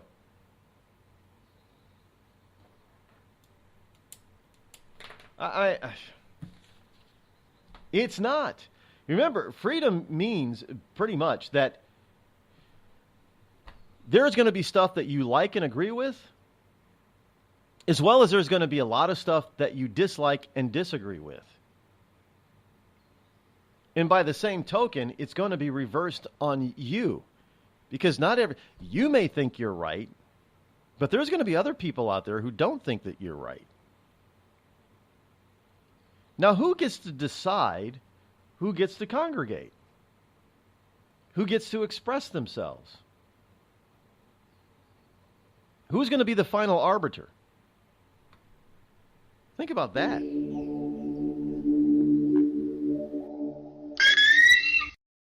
You're listening to The Rod Eccles Show, the coolest, most politically incorrect, conservative black man on the planet.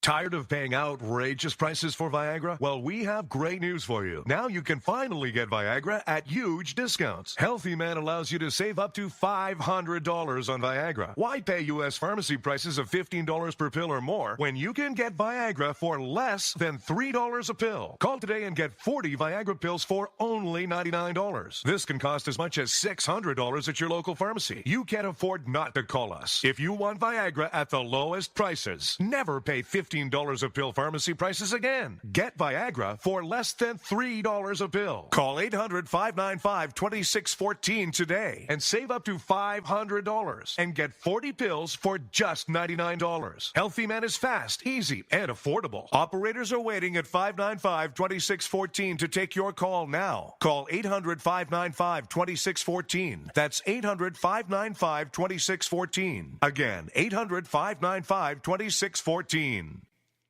We've all heard of male enhancement, but now there's an expert on true male enhancement in the areas that really count. In Herb Ellis's book, Husband 2.0, Real Male Enhancement, you'll find answers to questions like, why doesn't she want to have sex? A quick start, quick results workout guide, plus what you can do as a side hustle to make money now. With all the great tips in this book, every man can benefit. Get the book, Husband 2.0, Real Male Enhancement, on Amazon.com. It started with a knock, but it wouldn't end there. What happens in the story next, many wouldn't understand, and most wouldn't believe. 5 + 2 = Perfection by Samuel Rosette Jr. is a must-read. The scriptures within are reminders of the ancient past, and yet intriguingly infuses with texts which stand on the edge of the stage of relevancy. Available online at Westbow Press, Amazon, Books A Million, Barnes & Noble, and SamuelRosetteJr.com. You know, a couple of weeks ago, a long-haired young person came into our bank and said to me, I bet you won't lend me money to buy an electric guitar. Well, he was making $100 a week, and he was over 18, and I said, I bet you I will lend you money to buy an electric guitar. And I did. So what happens? The punk gets busted for possession of dangerous drugs, and we're out $350. There's one thing about kids nowadays.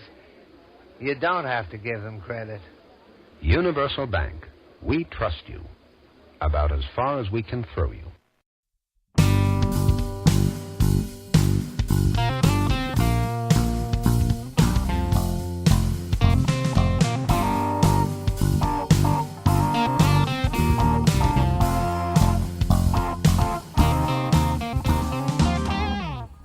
Now, I must admit, when I have traveled, I have used the Airbnb a few times. I've been satisfied with the service. It's cheaper, better value than many hotels within the areas that I go to. I have nothing negative really to say, because really it isn't Airbnb that's providing the service. It's the property owner that is. They're just using Airbnb as a platform. Now, Airbnb is not the only platform that these people utilize to put their properties up for rent. So will I be using Airbnb in the future to book? Probably not. I'll use their competitors if this is the way Airbnb is going to be. If there's an alternative, I'm going to use it. If there's a viable alternative, I'm going to use it. And Airbnb is one of the gorillas, but it's not the biggest gorilla. So I don't got to use them. Plain and simple. But I'm not going to be out there trying to to preach for there to be some sort of limits put on Airbnb, the corporate, because, look, I mean, I got to you really shouldn't be able to, I don't care who you are. Telling a person what they can and cannot do with their own property is un-American. And it's no different for Airbnb telling somebody, well, I don't care if you're a skinhead or not. You can't rent to other skinheads because we've got this commitment to be open to everybody in the community. Everybody except for somebody you disagree with, right? Wrong! Call Rod now, 666-603-835-3226. The Red Cross responds to nearly 66,000 disasters every year, most of them house fires. Red Cross President and CEO Gail McGovern says you need to develop an evacuation plan and practice it, especially with your children. It takes just 2 minutes for a home to be engulfed in flames. Practice those drills. We all think our kids know what to do. They don't. We need to teach them. We have started a large campaign where we're going into vulnerable communities and helping install smoke alarms. Already 92 lives were saved, and 4 of those lives were saved by a 5-year-old girl who remembered what we taught them during these fire drills, and she got her family out. We also have a slew of free apps that people can download onto their smartphones. It's what to do in every kind of disaster you can imagine, how to prepare and how to recover. To help support all the Red Cross does and to make a financial donation, go to redcross.org. That's redcross.org. I'm just so happy my father had a chance to see his kids before he passed. I just want to say thank you. When her father fell ill, the American Red Cross was able to help get Veronica's brother home from the Navy to speak to his father one last time. It's thanks to your donations that we can connect military families when they need it most. Please donate today at redcross.org. It's Thursday night, and you're grabbing drinks with some friends. Started off with a pitcher for the table, which quickly becomes 2. There's pool. And there's the photo booth. All right, everybody squeeze in. Say cheese! Followed naturally by an order of wings. And another. Can we get some extra ranch sauce? Then there's the ceremonial nightcap. So what are we doing this weekend? And lastly, it's back to the car, which, if you're buzzed,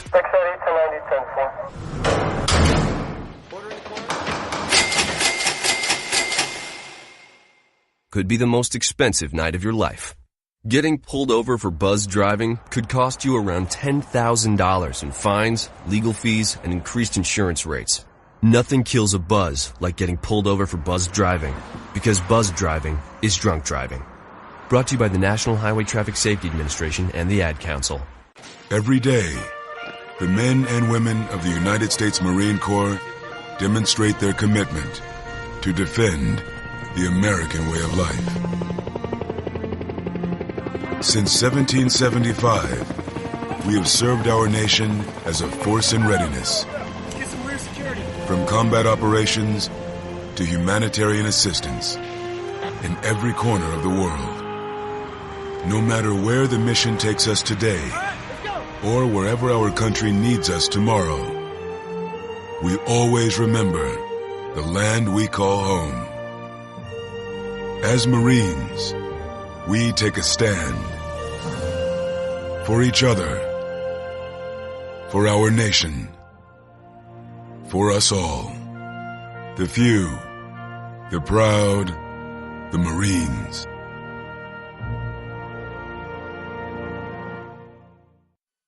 I considered suicide so I wouldn't put my family through all the pain. Many of our warriors are returning home from the battlefield, only to face a new war as they struggle with devastating injuries. At Wounded Warrior Project, we understand. We're there to help. Even though you think you're broken, you're not. It's the physical and the emotional healing that Wounded Warrior Project provides. With a gift of just $19 a month, you can join Wounded Warrior Project. You'll help provide critically needed programs and services that rebuild lives. Beautiful. There you go, buddy. The ongoing needs of our wounded and their families will continue for many years to come. Now is the time to show your support. Call now or go online with your gift of just $19 a month, and we'll send you this Wounded Warrior Project blanket. It made me feel that there's people out there that care about us. After this event, we can finally maybe start to heal as a family and move forward. We need your help. The families are hurting. For many of our wounded heroes, the greatest casualty is being forgotten. That's why your gift of just $19 a month is so important. Please call or go online right now. The most politically incorrect black man in America. You're listening to The Rod Eccles Show.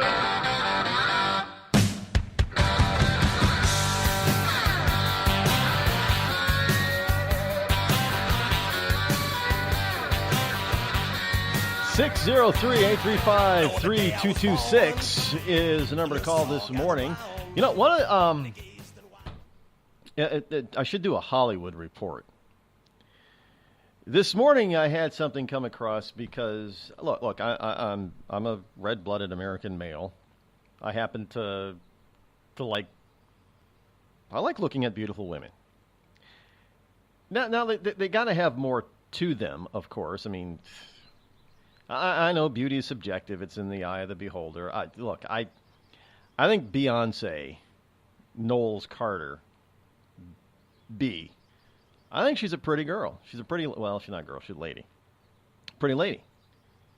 I don't like her politics. I mean, her external self is rather pretty, but everything else about her is just damn ugly.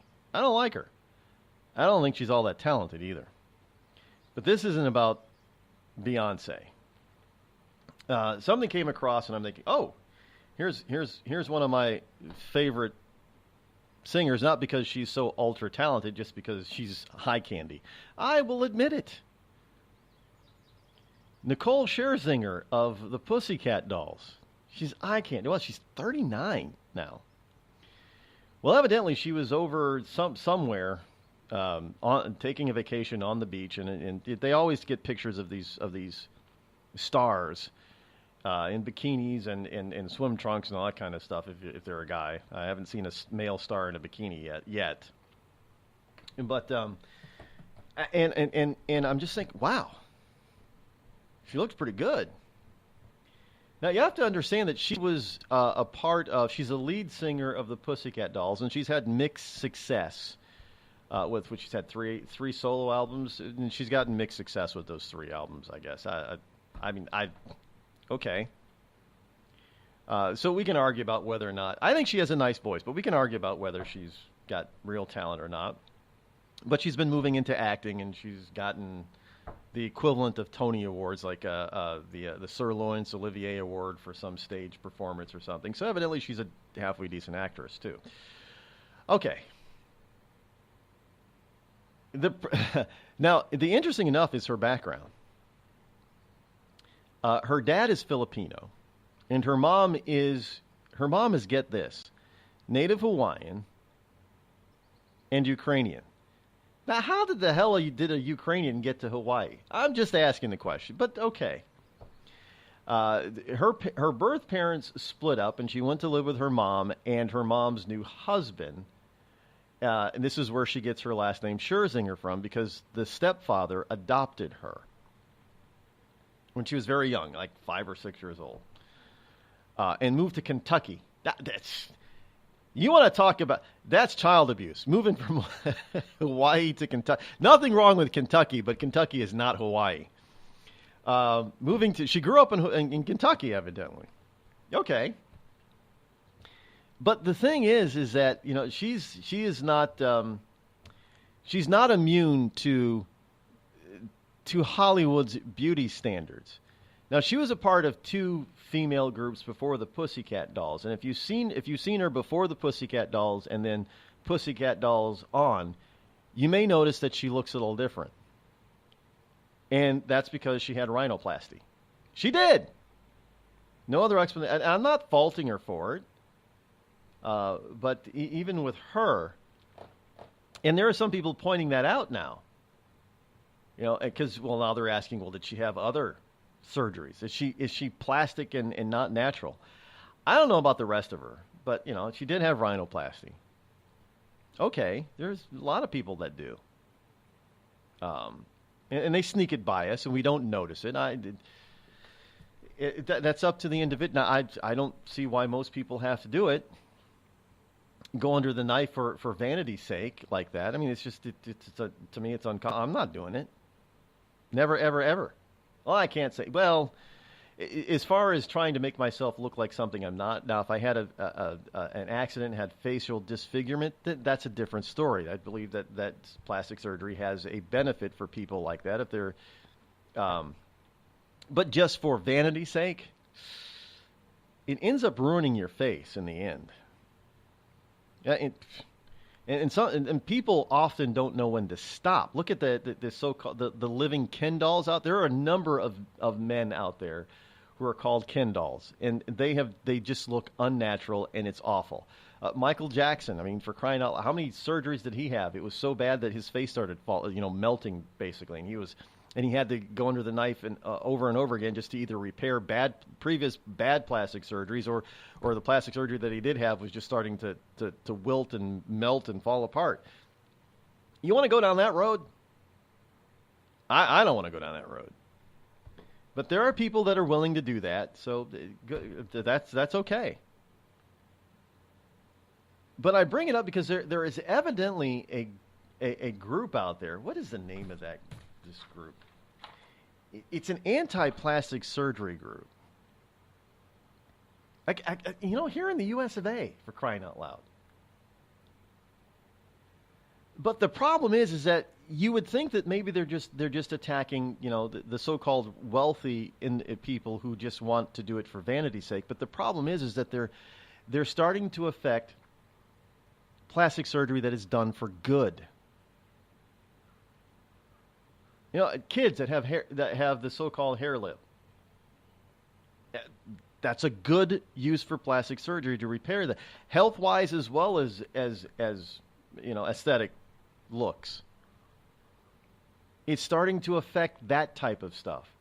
See, whenever you do stuff like this, when you get anti-whatever, you got to be careful.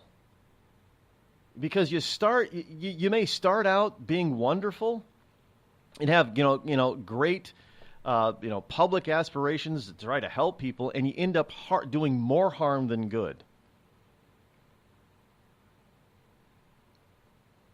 And you cannot point simply because people like Nicole Scherzinger want a different looking nose, that you're going to start these groups that attack plastic surgery or plastic surgeons who then get affected and can't do their job for people who really can use it or need it. How about burn victims? It's when you live in a country where you're supposed to be able to live freely, that means you get to do stuff with yourself that other people may disagree with. Fine, and if you disagree with it, you can say you disagree with it. But I don't believe you have the right to run around and try to limit what people can do with their property or themselves. We have a movement here in New Hampshire, of all places. Live free or die is our motto, right? In our largest city, the city of Manchester, they are debating this week whether or not to ban smoking in public parks outside. Yeah, there are some communities like New York City have already done this. Why? Because of secondhand smoke. Outside. Now, if you want to ban smoking because you're sick and tired of picking up cigarette butts, I get that part. But if you're outside in the open air in a park and you want to tell me that it's for health's sake because of secondhand smoke, that's the biggest bunch of BS I've ever heard. You're outside. You're probably taking in more carcinogens from automobile and public bus exhaust. You ever get behind a public bus in many communities? That is awful, especially if you're in your car behind them. But hey, let's attack smokers because we don't want secondhand. You're outside.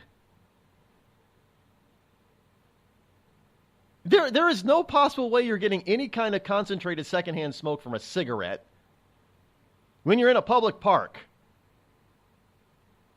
But unfortunately, it looks like it's going to pass because of why? Because the people of Manchester have elected too many liberal nut job idiots that want to run people's lives, even in this state. I mean, we got some communities across this country where you can't even smoke in your own house if it's attached to another house, like, say, a duplex or an apartment building. You're in a multiplex. Now, you can't smoke because, you know, the secondhand smoke will get over into your neighbor's house. Well, how is that possible when we have all these firewalls?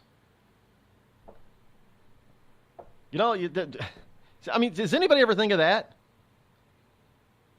They're telling us that at the neighbor, they got to build, they have all these regulations for constructing multiplexes so fire and smoke does not spread. If there's a fire next door, which is far more toxic than a cigarette. But hey, if you have a cigarette, you can't smoke because it might seep over into the neighbor's house. None of this stuff makes any sense, but yet we elect these people who institute all this stuff for us.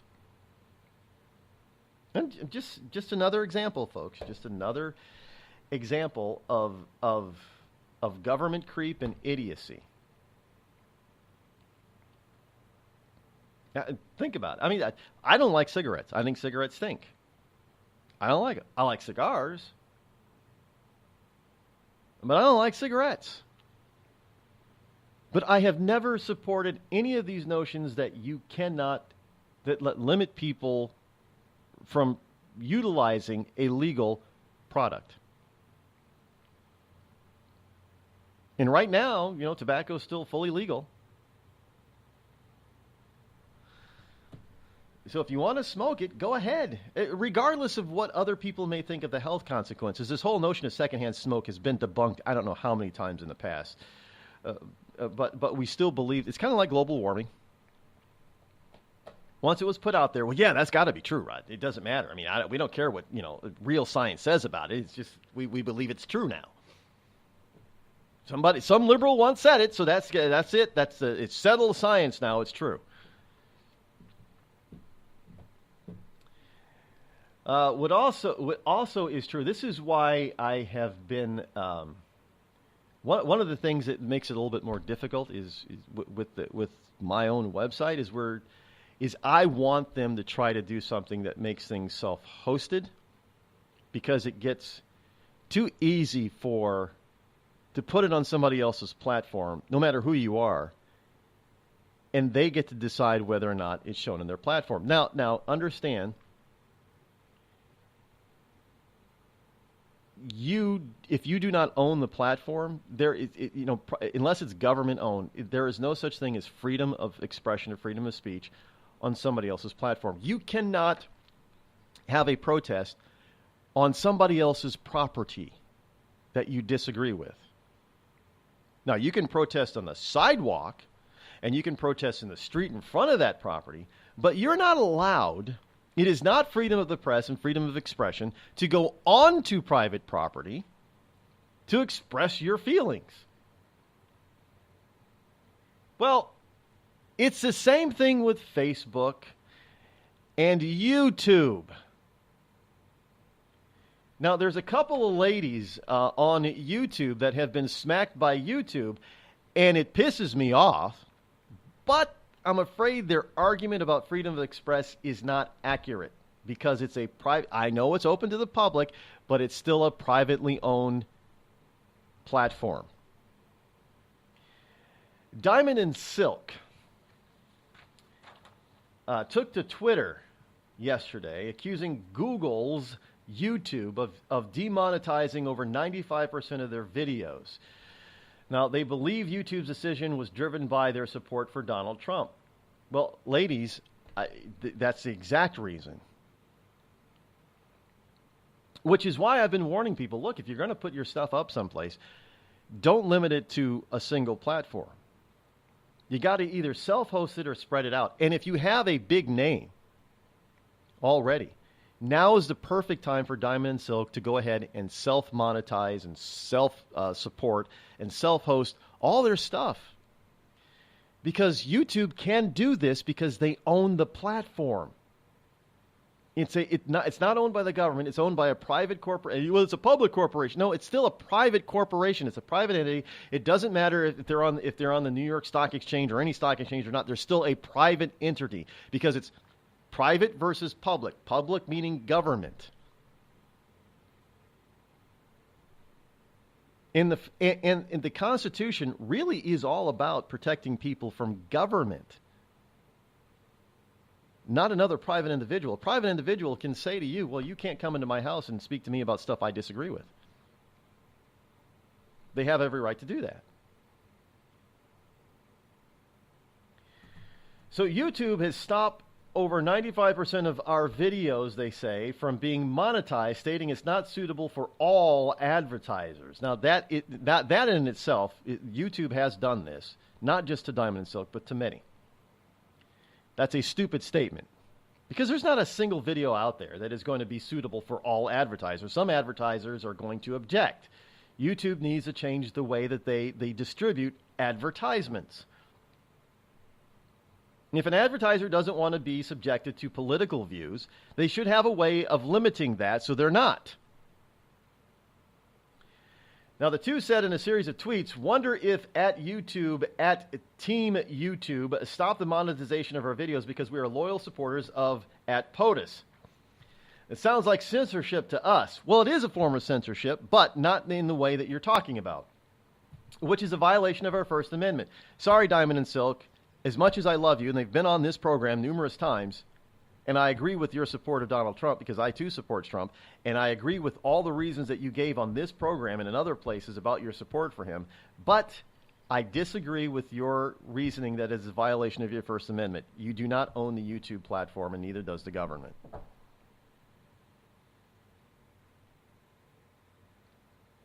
They have 89,000 subscribers on YouTube, which is the perfect time to go to YouTube and start saying, well, look, you can get all of our stuff. We only have limited stuff over here, but you can get all of our stuff by moving over. It is a perfect commercial opportunity for Diamond and Silk to expand their reach beyond YouTube. This is a perfect opportunity for them to do it. And YouTube just handed the opportunity to them on a silver platter. So if you're listening, ladies, I would highly suggest that you take this opportunity and run with it.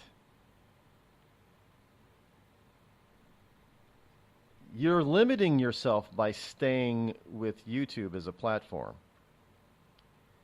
Don't let YouTube demonetize you and get away with it. Dump YouTube and make even more money. That's the way to do it.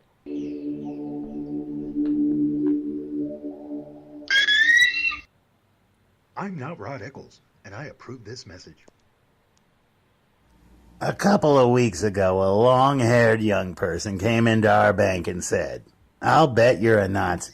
Well, I love America, support the Constitution, and believe in capitalism. So I told him I'm not a Nazi, and I'm not. So what happens? The punk breaks out 2 windows and pepper sprays an elderly woman in the face. You know, there's one thing about long-haired young people nowadays. They're real assholes. Long-haired young people, you suck. Give a man a fish and you feed him for a day. Sign him up for the Box of Bait Club and he'll never be hungry again. The Box of Bait Club is a brand new dream come true for every fisherman. Something new and different in your tackle box every month. Every month, another excuse to get outside and do what you love. Don't let this one get away. The Box of Bait Club is currently accepting a limited number of pre-orders with subscriptions starting at $39.95 per month. Find out more now. Log on to boxofbaitclub.com. Tired of paying outrageous prices for Viagra? Well, we have great news for you. Now you can finally get Viagra at huge discounts. Healthy Man allows you to save up to $500 on Viagra. Why pay U.S. pharmacy prices of $15 per pill or more when you can get Viagra for less than $3 a pill? Call today and get 40 Viagra pills for only $99. This can cost as much as $600 at your local pharmacy. You can't afford not to call us. If you want Viagra at the lowest prices, never pay $15 a pill pharmacy prices again. Get Viagra for less than $3 a pill. Call 800-595-2614 today and save up to $500 and get 40 pills for just $99. Healthy Man is fast, easy, and affordable. Operators are waiting at 595-2614 to take your call now. Call 800-595-2614. That's 800-595-2614. Again, 800-595-2614. We've all heard of male enhancement, but now there's an expert on true male enhancement in the areas that really count. In Herb Ellis's book, Husband 2.0, Real Male Enhancement, you'll find answers to questions like, why doesn't she want to have sex? A quick start, quick results workout guide, plus what you can do as a side hustle to make money now. With all the great tips in this book, every man can benefit. Get the book, Husband 2.0, Real Male Enhancement, on Amazon.com. It started with a knock, but it wouldn't end there. What happens in the story next, many wouldn't understand, and most wouldn't believe. 5 + 2 = Perfection by Samuel Rosette Jr. is a must-read. The scriptures within are reminders of the ancient past, and yet intriguingly infuses with texts which stand on the edge of the stage of relevancy.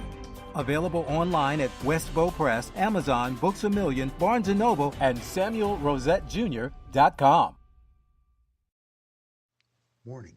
Listening to the Rod Eccles Show by the Idiot Left may cause outrage, fear, a need for safety pins and/or spaces. If you experience any of these symptoms or are allergic to truth, tune in and learn something.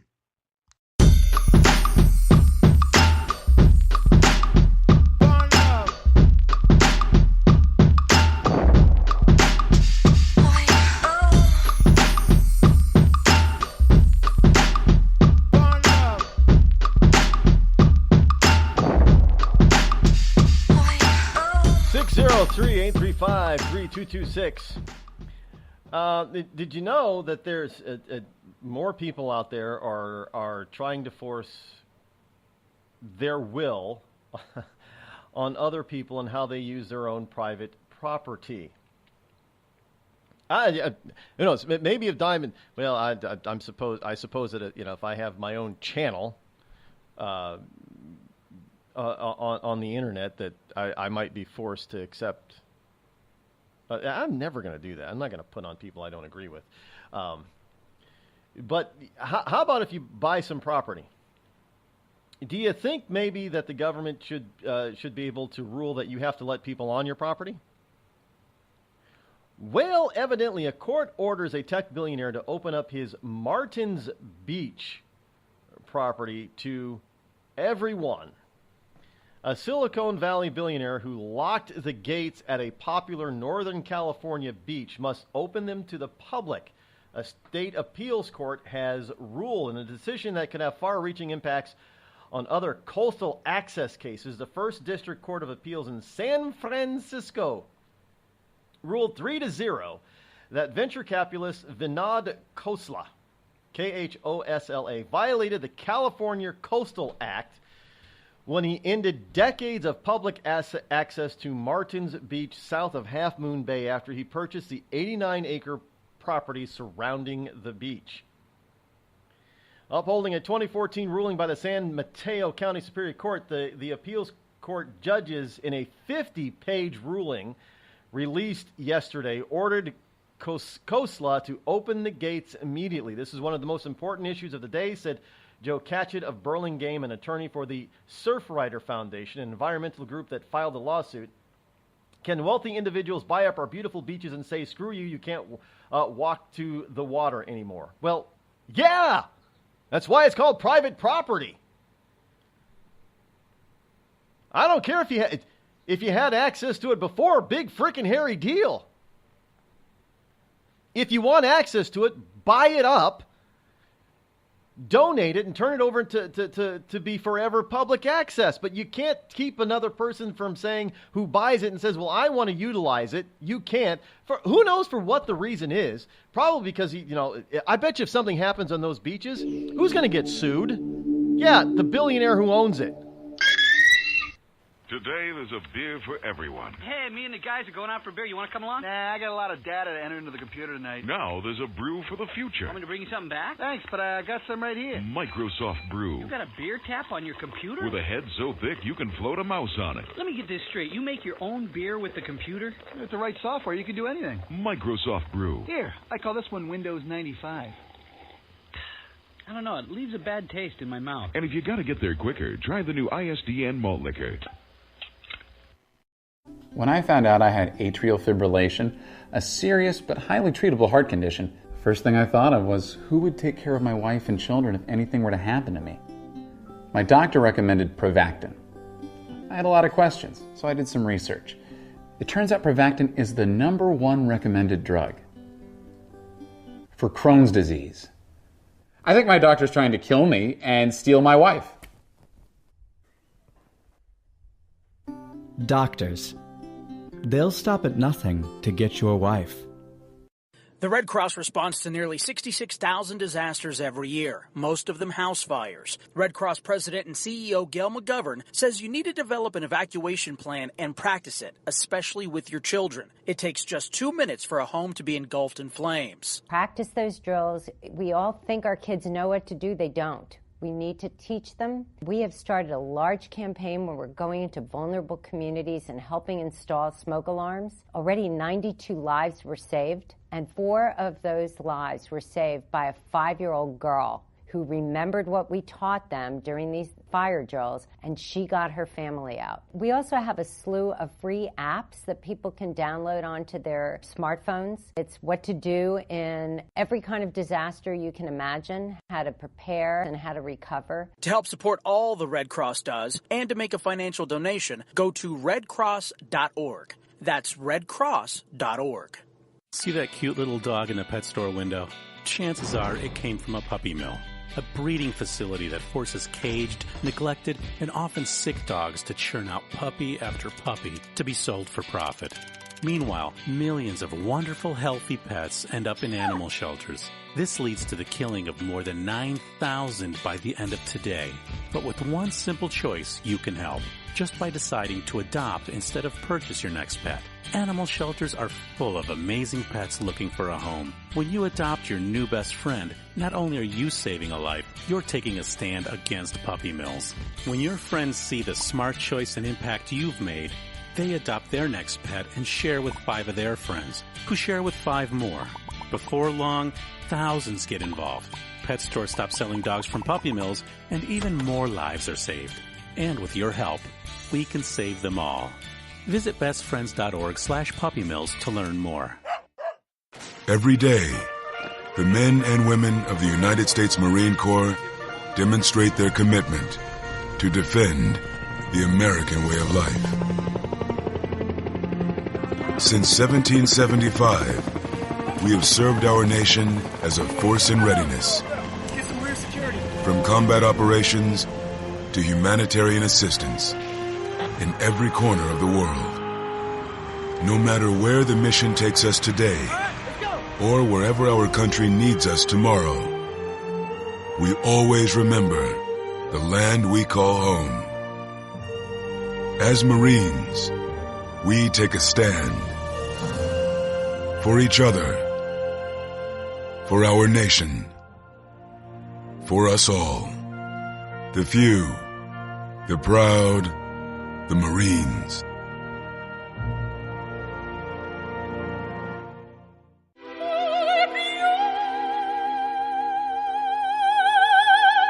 The human voice. It can be sweet as music, powerful as thunder, And so, my fellow Americans, cheerful as laughter. But for millions of people, it can also be a sign of COPD. This serious lung disease can make it so hard to breathe, you often can't catch a breath or finish a sentence, let alone carry a tune. And many who have COPD don't even know it. That's where your voice comes in. If you think you or a loved one have symptoms, talk with a healthcare provider. Early diagnosis can mean better treatments and quality of life. Join us in raising our voices for the millions with COPD who can't. Learn more, breathe better at NIH.gov.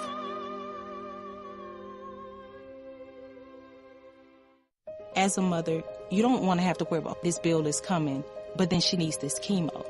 That's a decision you shouldn't have to make. It's a huge burden lifted financially, and so it allows you to give singular focus to your child. I've never known a hospital that takes care of their patients so thoroughly. That was the first thing I was like, how are we going to do this? When they told us that we didn't have to pay a single bill, I was like, wow. They pretty much have saved us. It's like the world has been lifted off of your shoulders, and now your focus is supporting this child. There is not another hospital like St. Jude. The patient care is unmatchable. It saved my life. It saved my daughter's life. It saved our family. St. Jude Children's Research Hospital. Finding cures, saving children. Learn more at stjude.org. On the battlefield, there's a saying America's military men and women live by. Never leave a fallen warrior behind. Ever. Off the battlefield, Wounded Warrior Project operates with the same goal. We leave no warrior behind. Wounded Warrior Project is a non-profit organization created to help our men and women returning home with the scars of war. Whether those scars are physical or mental, we're here to make sure that they heal. And whether it's helping those with post-traumatic stress disorder live a normal life again, or giving much-needed support to injured warriors in veterans' hospitals. Because no one deserves our help more than the men and women who risk their lives to keep us safe. Wounded Warrior Project. We never leave a fallen warrior behind. Ever. Learn more about what we do at woundedwarriorproject.org. Zinc Media. Feel the power of knowledge.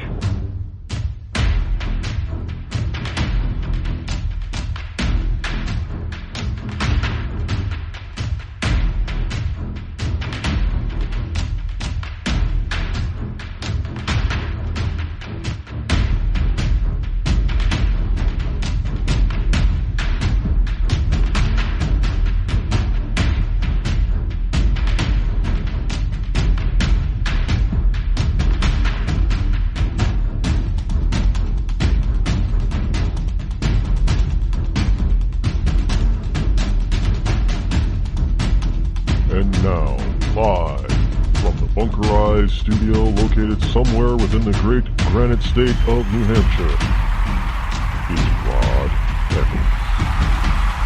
Yes, indeed. Welcome to hour number 3 here this Friday morning. Welcome to Freedom Friday. Yes, indeed, it is hour number 3. The fastest 3 hours in Internet Talk Radio is right here on the Rod Eccles Show. It is Friday, August number 11 in the year of our Lord 2017, which means we like to take things a little bit lighter than we normally do during the rest of the week, and we talk about just about anything that you want to talk about. 603-835-3226. If you want to participate in the conversation or introduce a new topic or subject, just remember I have a wide array of interests. Which is why this program is not strictly limited to politics and current events. I talk about just about everything. Well, I mean, I guess anything could be a current event type of issue, but I have a wide array of interests, and I think it brings a lot to the genre of talk radio. When people, I mean, if you just want to hear news and commentary in the news, well, you already got people out there that do that for you. You don't have to listen to this program. If you want a variety of things that really do affect and effect your daily lives and your ability to live free, then this is the program for you. if you just want to talk about politics and what's in the news, then some of those other talking heads might be more apropos for you. With that said, I have this story here. This just came across from the chat room. Somebody, and I live here in New England. I didn't know he's, but evidently this is what's happening up in Maine. Governor LePage up in Maine has just gone there. He evidently, now I don't know how he could actually make this happen. There are I do believe some constitutional issues with this. Simply because, you can't, I don't know if you can separate rules for voting like this versus, state rules versus federal rules. I think state rules have to comply in some form with the federal rules, especially when it comes to age. But Governor LePage has threatened that he was starting to raise the voting age in the state of Maine to 21 years old. Yes, 21. Now, it has not always been the case in these United States where 18, 19, and 20-year-olds got to vote. There is a law that was not too many years ago was recently extended that lowered the voting age to 18. And I think Democrats did this. And there were a number of reasons why they did it. And frankly, believe it or not, they were, many of those reasons were logical. Well, if we're going to send 18, 19, and 20-year-olds into battle, shouldn't they be able to somehow affect our election system and get a voice? Yes, they should. But LePage says, look, if 18-year-olds are too young to buy cigarettes, then maybe they're too young to vote. No, I swear to God, he must be listening to this program because I have said this numerous times. If people who are 18 are too young to buy cigarettes legally, to make those kinds of decisions, to drink legally, to make those kinds of decisions, then they're too young to vote. They can't make that kind of decision if they're too young to make other important decisions. And by the same token, well, maybe we got to stop sending 18 to 20-year-olds into war. They shouldn't be able to fly military aircraft and pilot, lethal weapons like tanks. Maybe it should be 21 if that's the case. Are they not being disenfranchised and enjoying all there is to be about being an adult if they're 18 to 20 and they can't do everything an adult does? I mean, seriously. So he's basically saying if 18-year-olds are too young and can't make the right decisions to buy cigarettes, then I don't think they should be able to vote. And secondly, if they're too young to buy cigarettes, then I think we ought not to send them to war until they're 21. I swear to God, he's been listening to some past episodes to my show because I have said exactly the same thing numerous times.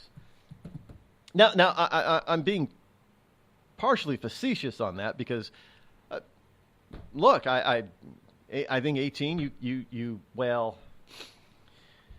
now the way we're educating kids now, maybe 18 to 20 is too young for a lot of things. Because obviously there are a lot of kids who are that are still in school who are approaching the age of 22 to 25 who are too young mentally to do much, to make important decisions. And oftentimes their parents think that they're too young. How many times have you seen a kid who's like 20, 21 years old and their parents still run their lives? You're not doing that. And the kid acts like he's 15 and says, okay. Isn't this how parents also twist their kids into going into professions that the parent approves of, and even though the kid doesn't want to do it? I see it all the time. So maybe those under 21 aren't ready to take the reins of adulthood yet. They're still under mommy and daddy's thumb. So is that also the case? Because they can't make decisions on buying alcohol and buying cigarettes and doing other certain adult things. Maybe they're being told by their parents, you're going to vote for this guy.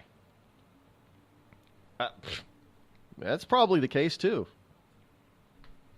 Anyway, so I can just imagine liberals' heads exploding over that one up there in Maine. Now, I don't know the obstacles that he's going to run into of actually trying to, not saying that he can't get that passed. I don't know the legal ramifications. I am not a constitutional attorney, and I've never played one on TV. So I don't know the constitutional ramifications as far as how the laws are written to enshrine in our current system that 18 to 20-year-olds are full-fledged legal adults. But even though they're still not full-fledged legal adults because they can't buy beer, they can't buy wine, they can't buy cigarettes in many states until they're 21. I don't. Well, we'll see where that. If he tries to actually bring that tuition, we'll see where that goes. Now back to this court order on this billionaire out in California. They're saying this is one of the most important issues of the day. The Surfrider Foundation. So if a surfer gets or anybody gets injured on this man's beach, this billionaire's beach, for whatever reason, they're not signing a waiver or anything. Who's going to get sued? If anything happens on this man's private property and he lets them on his property, who do you think is going to be responsible? Well, it can't be the state because it's private property. Do people understand this? The state is not responsible, for the most part, of what happens on private property. Unless it's an environmental disaster. Well, even then, if it's an environmental disaster and it's not state property or federal property, who gets the blame? Even if the private property owner is not at fault, who gets the blame and gets charged with it? Well, the property owner.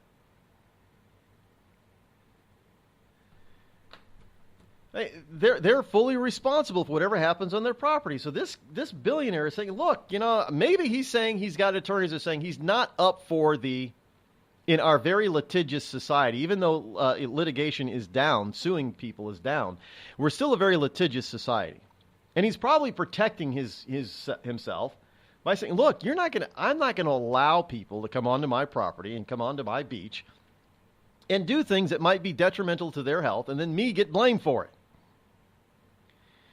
Now, Coastal's attorneys who have argued that the case is a violation of his private property rights are expected to appeal to the state Supreme Court and eventually perhaps the U.S. Supreme Court. Well, he's going to lose in the state Supreme Court. You already know. It's a foregone conclusion. It's fait accompli. The challenge could go to the heart of the California Coastal Act, which was passed by voters in 1972 and redefined when and how the public can access California beaches. Now, a lot of people will say, well, people can access the Malibu beach. Well, two things to that. One, there are public access ways to the beaches on Malibu. And two, most properties on the Malibu do not extend to the water. A lot of people don't realize that. All those big, beautiful, well, not big, necessarily big, but all those beautiful beach homes on, like, say, Malibu, people can walk on the beach because the beach is public. People's private property rights end at the beach, not at the water. But you don't have access to go up to those people's property or onto the people's property.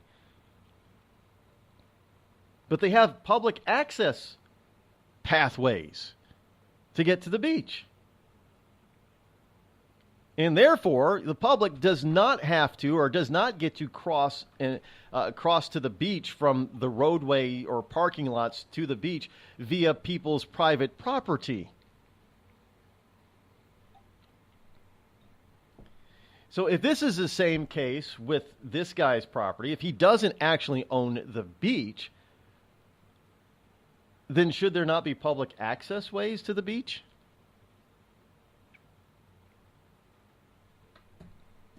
They've already set the precedent. Yeah, people should be able to access the beach. Well, okay, so you can't. So if that's what you want, then you can't limit people's access to the beach, and nobody should be able to own the beach. And you should have public access ways to the beach that are not crossing without permission private property. But no, that's not what they want to do. They're not looking for public access. They just, a public access way. They want this guy to open up his property to let them do whatever they want. That's a big problem. Whether or not you're so-called billionaire or not. Well, look, I'm very big on private property rights.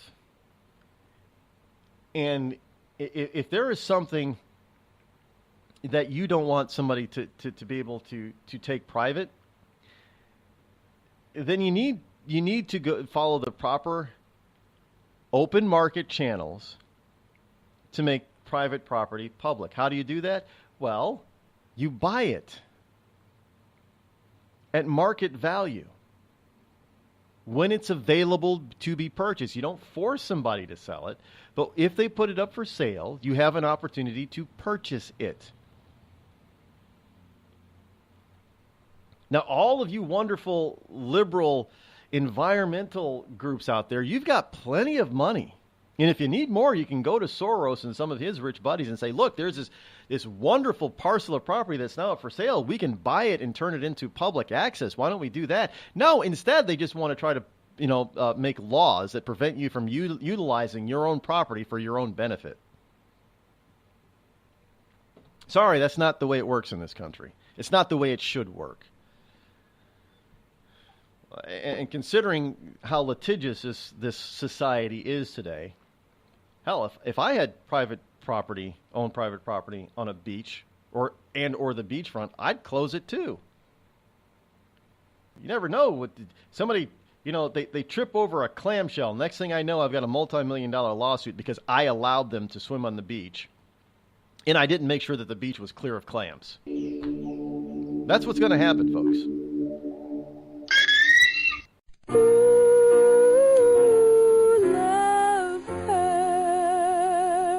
Yes, love hurts. It can hurt emotionally, but more important, it can also hurt you physically. It can hurt you in a way which nobody who owns a hot tub and lives in California can afford to be unaware of. Yes, I'm talking about California hot tub rectal gonorrhea. This painful, incurable disease can make an enjoyable soak in a hot tub with family, friends, and dog into a literally unforgettable experience.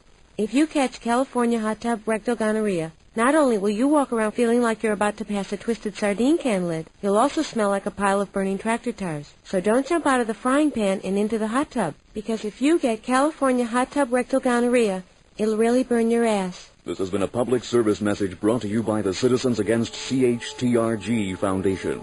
California hot tub rectal gonorrhea. We're not going to take it sitting down.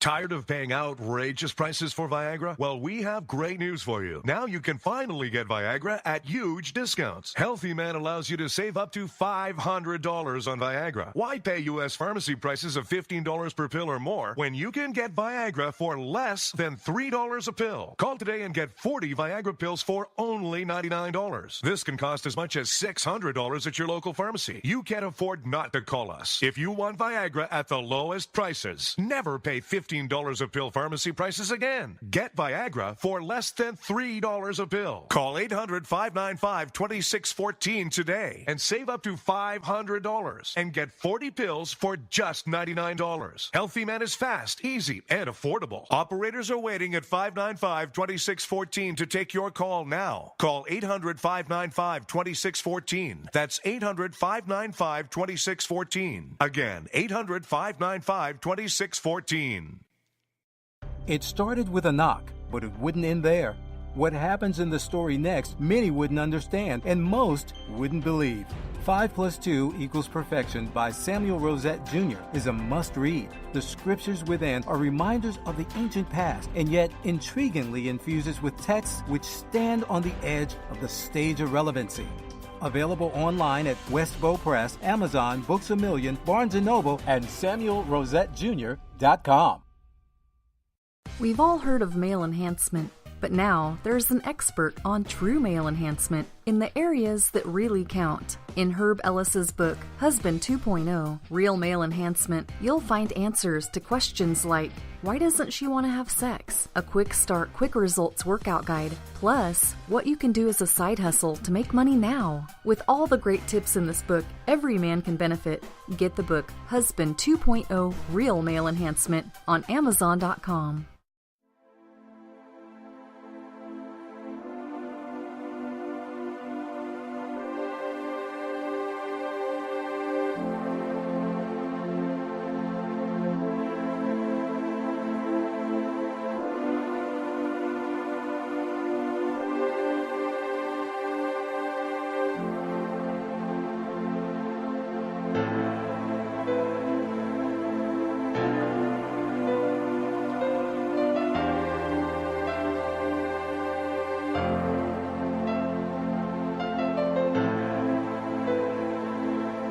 Just when you thought we were rid of this guy once and for all, he pulls himself back in. Of course, I am talking about Barack Hussein Obama, 44th president of these United States of America. Former president, this is from The Hill. The former President Barack Obama will reemerge in the national scene this fall, though Democrats expect him to do so with caution. Really? Was it caution when he went on this shadow tour of Trump's foreign visits? You know, trying to demonize, meeting with foreign leaders, demonizing the sitting president. Is that the kind of delicate dance we're talking about? Now, one aide describes the beginning of a delicate dance that aims to put Obama in the Democratic fray, but prevents him from remaining the face of the party. Well, who are you going to have as the face of the party? Clinton? Obama wants to be better than Bill. So Bill is still one of the faces of the Democratic Party, believe it or not. And that was part of the problem with Hillary. She was so anti her husband, which is part of the problem why she lost. If she had put Bill out there more, Bill may have saved her. But she didn't want that. If you want to talk to my husband, you go talk to my husband. I'm not going to channel my husband. Remember that? Obama's likely to take on fundraising, for example, something he's done for the Democratic National Committee in the past and the National Democratic Redistricting Committee since leaving office. In recent months, Obama has played a larger behind-the-scenes role than was publicly known. The Hill reported in July that he met with DNC chairman Tom Perez, as well as lawmakers at his office to give his guidance on a number of issues. That's right. I'm here because I'm smart. I'm going to give you guidance. Now, understand, this is the man that gave guidance that led to some of the biggest political losses, non-violent losses in mankind's history. So, hey. If you Democrats want to take this guy's advice, now remember this guy was president at a time when in 2010 there was the biggest change of power in the history of mankind in this country, and he's led to the biggest change of seats and power in the history of mankind for the last 6 years of his administration. If you want, and he still got involved, and his woman, his pick, didn't win the White House. She got beat by a so-called political newbie Neanderthal. So if the Democrats want to take Barack Obama's advice and have him working behind the scenes, I say go for it. It only means that Democrats are going to continue to lose and lose big. I mean, this is insane. Now the only thing is because now people are asking the question. Obama was doing this shadow tour of President Trump when he was in Europe and overseas recently.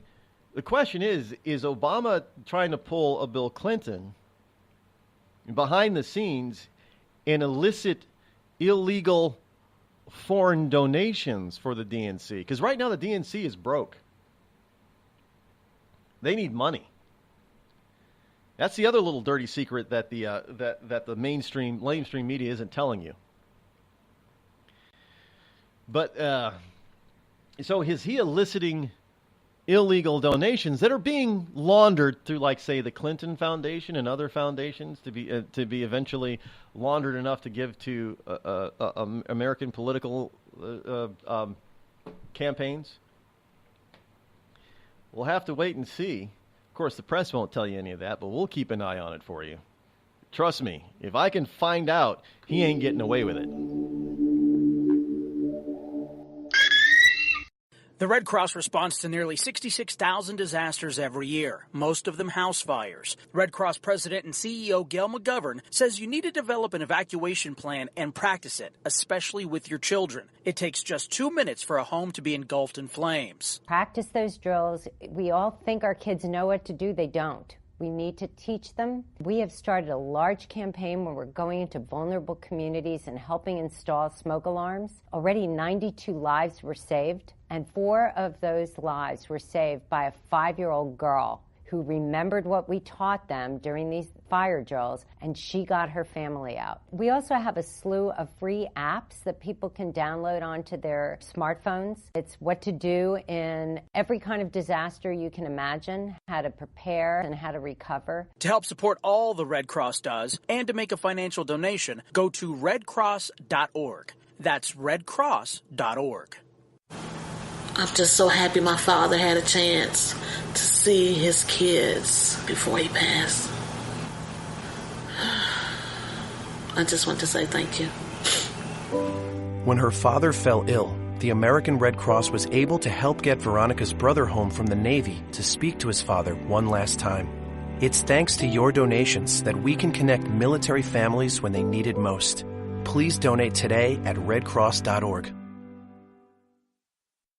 It's Thursday night, and you're grabbing drinks with some friends. Started off with a pitcher for the table, which quickly becomes 2. There's pool. And there's the photo booth. All right, everybody squeeze in. Say cheese! Followed naturally by an order of wings. And another. Can we get some extra ranch sauce? Then there's the ceremonial nightcap. So what are we doing this weekend? And lastly, it's back to the car, which, if you're buzzed,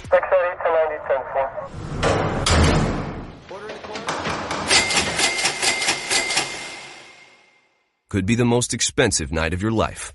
Getting pulled over for buzzed driving could cost you around $10,000 in fines, legal fees, and increased insurance rates. Nothing kills a buzz like getting pulled over for buzzed driving, because buzzed driving is drunk driving. Brought to you by the National Highway Traffic Safety Administration and the Ad Council. Every day, the men and women of the United States Marine Corps demonstrate their commitment to defend the American way of life. Since 1775, we have served our nation as a force in readiness. Get some rear security. From combat operations to humanitarian assistance in every corner of the world. No matter where the mission takes us today, or wherever our country needs us tomorrow, we always remember the land we call home. As Marines, we take a stand for each other, for our nation, for us all, the few, the proud, the Marines.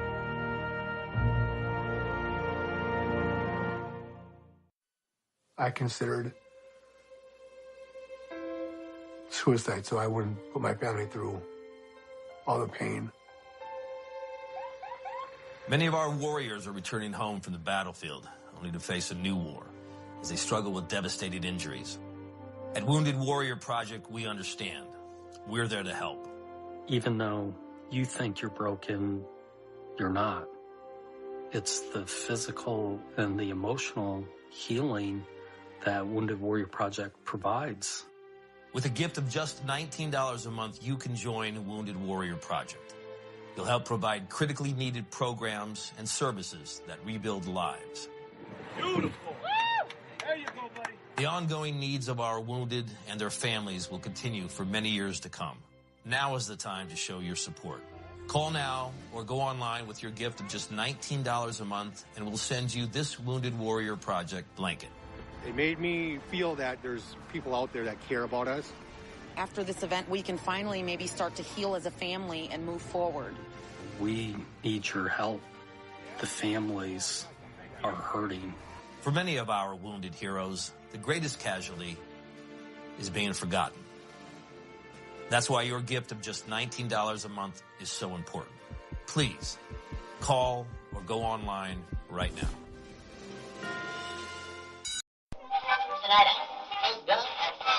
This is Free America broadcasting on the Rod Eccles Show with a message to all patriots trapped behind the lines in California, New York, Boston, and Chicago. Don't give up, true lovers of America. Even as we speak, moves are being made to drive the invaders back to the land from which they came. Defeat the would-be dictators and lift the chains of tyranny from around your neck. Stay strong. Stay brave. You're not forgotten, and you're not alone. Until next time, patriots, this is Free America signing out. Bring the rain.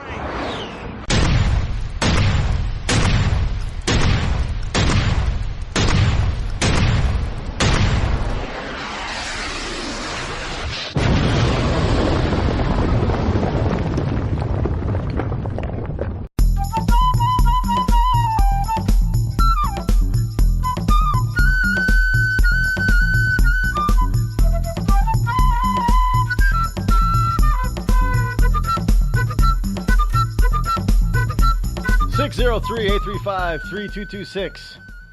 Now, those of you who listen on a regular basis, you know that yesterday I said something about it would not be a walk in the park to take on North Korea, because they have bunkers that are deep underground. And lo and behold, today, not yesterday, but today there is a full-fledged article in a worldwide lamestream media that proves me right.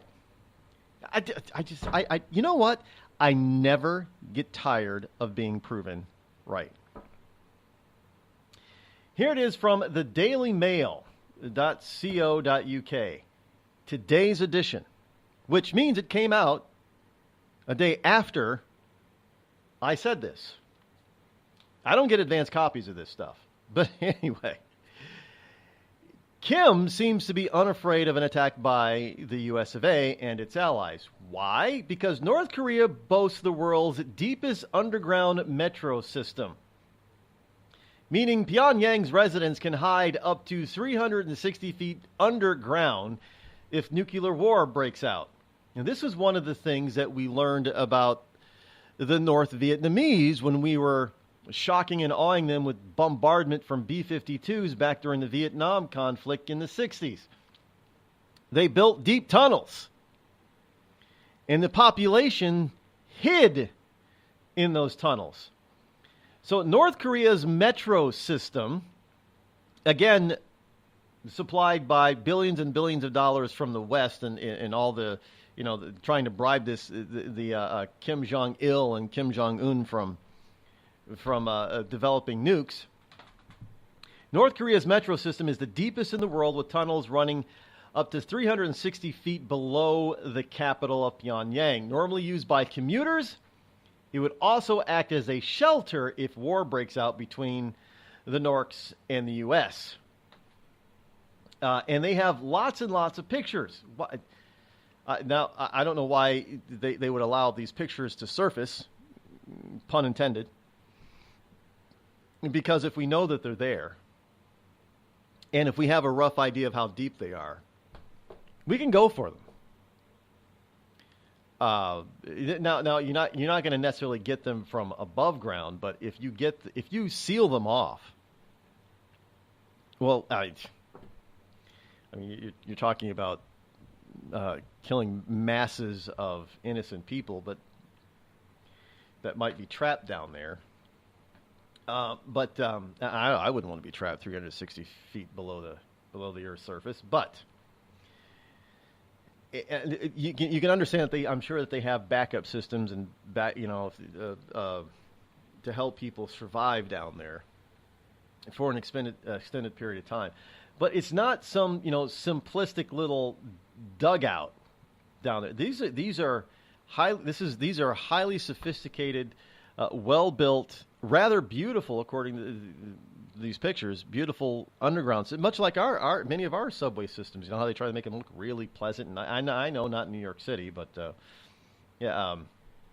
other places have some very nice looking. Well, I wouldn't say that Boston's underground system is very beautiful either, for the T, but it's functional. And the problem with Boston is that it is I think it's the world's it's the nation's oldest, not the world's. I think the world's oldest underground transportation system is in London, but the U.S.'s oldest system is in Boston. And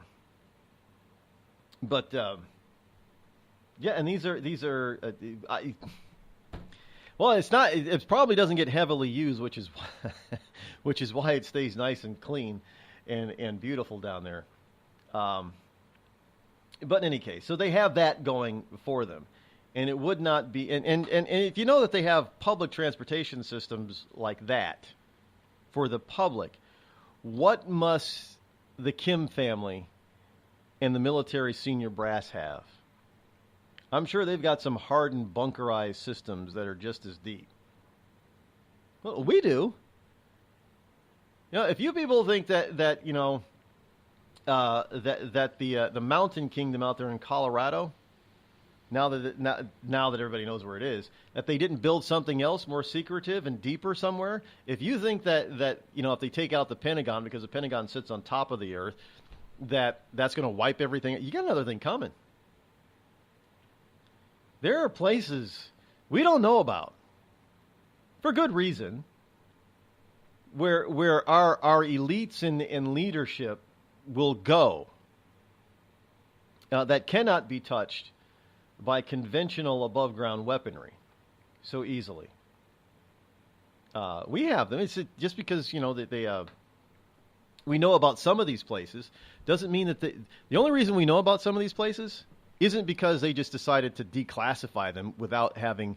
It's because they've built replacements. Understand? Don't doubt me on that. Congress has bunkers. The president has bunkers. The military top brass has bunkers, and all this stuff will function under a massive attack. I mean, they've got backup systems for this stuff. How do we know? Well, because they had backup systems for the stuff that we do know about now. So it's only going to get better as technology advances. Speaking of technology, there is a new ultra-fast Wi-Fi on the horizons as the scientists send data at 100 times current Wi-Fi speeds. Ultra-fast Wi-Fi, which is 100 times quicker than today's mobile networks, is on the horizon after scientists proved they could send complex data using high-frequency radiation. Now, the researchers sent video signals using terahertz rather than traditional microwaves at speeds of 50 gigabytes per second. Now, most current wireless networks operate at top speeds of 500 megabytes a second. Now, this breakthrough could lead to high-speed streaming on the go. It would also definitely put current wired cable as we know it out of business. The scientists say that we showed that we can transmit separate data streams on terahertz waves at very high speeds with very low error rates. And this is from Daniel Middleman, a professor at Brown University's School of Engineering in Providence. This is the first time anybody, he says, has characterized a terahertz multiplexing system using actual data. And our results show that our approach could be viable in near future terahertz wireless networks. Now, I don't know what near future means. I'm guessing before 2025. Usually near future means newer than 10 years. Which is, we already know that networks are working on G5, which is going to put the current G4 system to shame. And I think Verizon and AT&T said that they will be starting to test G5 systems next year. Definitely by 2020.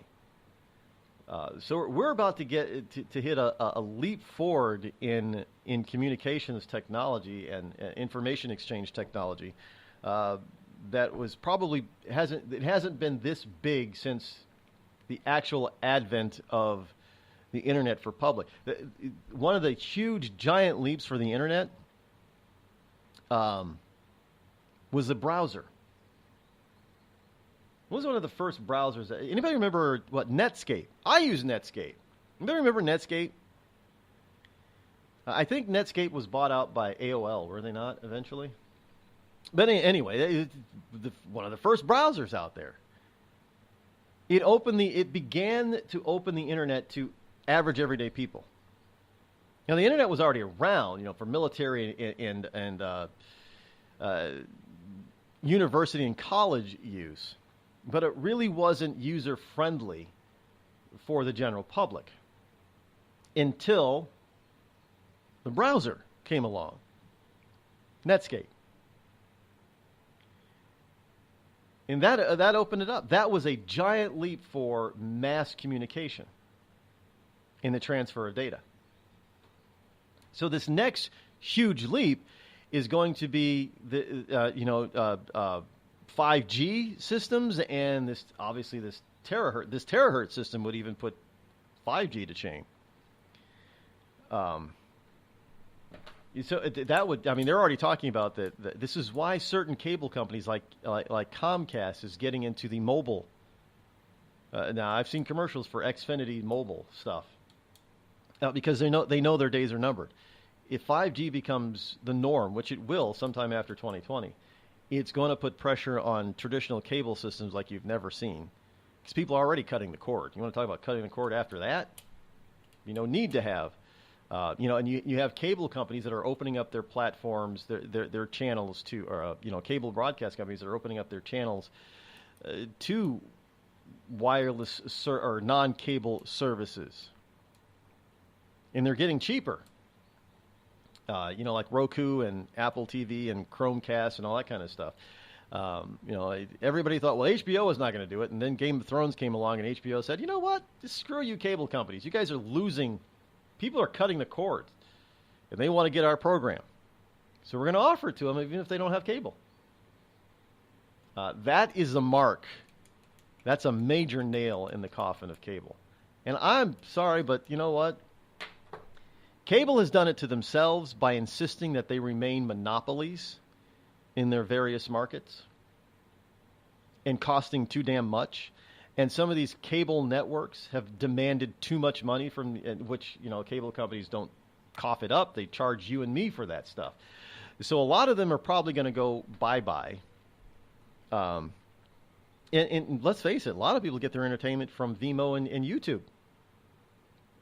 When it comes to video stuff, and more private entities are coming up with their own channels, if you will, on the internet. Many of them are privatized, and you have to be a member and pay for membership, and some are not. They're advertiser supported. CRTV, which is a Mark Levin thing. What is it, $99 a year for that? So less than $10. I know. You can't buy all of this stuff because, $9 here, $10 here, all that stuff adds up. I get it. I'm one of the first people that said, yeah, everybody talks about it's really cheap. It's $8 or $9 or $10 a month. Sure, for that one. Now you got 10 of these services charging you $10 a month. What is it? That adds up. And so some of these places are going to a model of being supported by commercials and or paid subscription. Hulu is one of those where it's you get the cheaper subscription and you get ads. You get the more expensive subscription and you don't get ads. But so that's the way it's going. And Netflix is just strictly, no ads on Netflix. But this is going to change the whole game.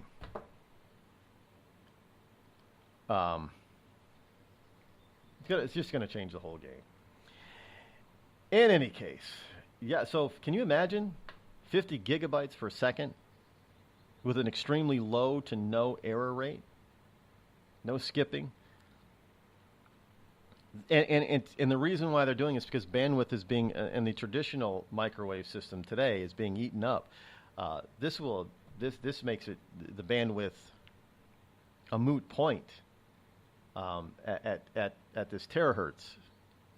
But there are going to be other people that talk about radiation. What are all these microwaves and terahertz waves and all these other kind of waves and wireless waves? What is that doing to the human body? Well, evidently it's not doing too much because, except for this current generation, we've been increasing our lifespan. And the millennials are the first generation in many generations that are seeing a dip. Well, it's because of their own. It's because of their own lifestyle. And really, seriously, the millennials typically tend to be. They're kind of filthy. Just saying. What if I told you that you could lose weight simply by drinking coffee? Change your coffee, change your life. Our gourmet estate-grown coffee is infused with powerful herbs that help you melt fat and keep you from feeling hungry for 6+ hours. Get results or your money back. Order yours today at skinnycoffeeshop.com. That's skinnycoffeeshop.com. Tea and water also available. skinnycoffeeshop.com. Have a legal problem and need some serious legal advice? Then you're listening to the wrong podcast. Any facts we say here are probably wrong. And any analysis of the law should not be followed. There you go. Reasonable men are here to take a twisted look at the law. Stack your hay right. Learn in hand. Best name in law school. Check us out on iTunes, reasonablemen.com, or on your favorite podcast app. Reasonable men are back. Tired of paying outrageous prices for Viagra? Well, we have great news for you. Now you can finally get Viagra at huge discounts. Healthy Man allows you to save up to $500 on Viagra. Why pay U.S. pharmacy prices of $15 per pill or more when you can get Viagra for less than $3 a pill? Call today and get 40 Viagra pills for only $99. This can cost as much as $600 at your local pharmacy. You can't afford not to call us. If you want Viagra at the lowest prices, never pay $15 a pill pharmacy prices again. Get Viagra for less than $3 a pill. Call 800-595-2614 today and save up to $500 and get 40 pills for just $99. Healthy Man is fast, easy, and affordable. Operators are waiting at 595-2614 to take your call now. Call 800-595-2614. That's 800-595-2614. Again, 800-595-2614. We've all heard of male enhancement, but now there's an expert on true male enhancement in the areas that really count. In Herb Ellis's book, Husband 2.0, Real Male Enhancement, you'll find answers to questions like, why doesn't she want to have sex? A quick start, quick results workout guide, plus what you can do as a side hustle to make money now. With all the great tips in this book, every man can benefit. Get the book, Husband 2.0, Real Male Enhancement, on Amazon.com. It started with a knock, but it wouldn't end there. What happens in the story next, many wouldn't understand, and most wouldn't believe. 5 + 2 = Perfection by Samuel Rosette Jr. is a must-read. The scriptures within are reminders of the ancient past, and yet intriguingly infuses with texts which stand on the edge of the stage of relevancy. Available online at Westbow Press, Amazon, Books A Million, Barnes & Noble, and SamuelRosetteJr.com.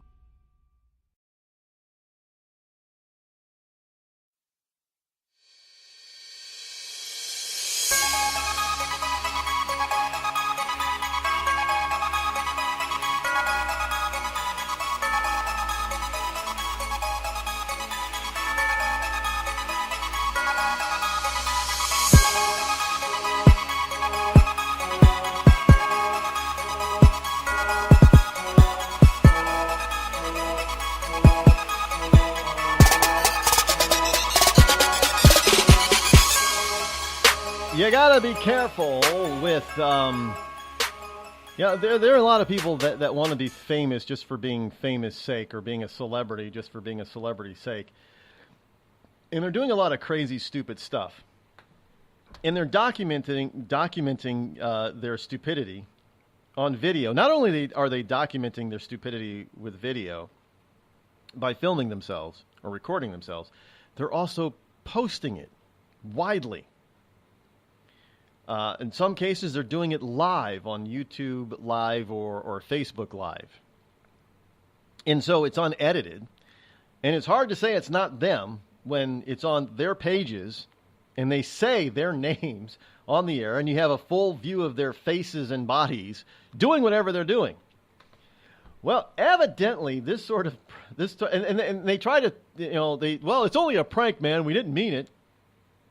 Well, evidently, from WDRB.com, there are a couple of teens who learned the hard way. Teens allegedly stole an ice cream cake from a London, Kentucky Dunkin' Donuts as part of a social media prank. Yet 2 teens have been arrested after they allegedly stole an ice cream cake as part of a social media stunt. According to an arrest report, it happened on Tuesday of this week, just before 5 p.m. at the Dunkin' Donuts in London, Kentucky. The Laurel County Sheriff's Department says 18-year-old Seth Messer, a blonde-haired white kid, and 19-year-old AJC Cotton, a black kid with some blonde coloring on top of his head, walked into the Dunkin' Donuts. Messer allegedly, the 18-year-old, allegedly stole the ice cream cake while authorities say Cotton shot the video of the crime and uploaded it to social media. Both teens were arrested and charged with third-degree burglary. You can't make this stupidity up, folks. You can't make it up. And the teens, it says, the story, other stories that are related to this says that the teens are shocked that they're being held accountable for this. It was just a prank. Well, evidently, the authorities and Dunkin' Donuts is not laughing.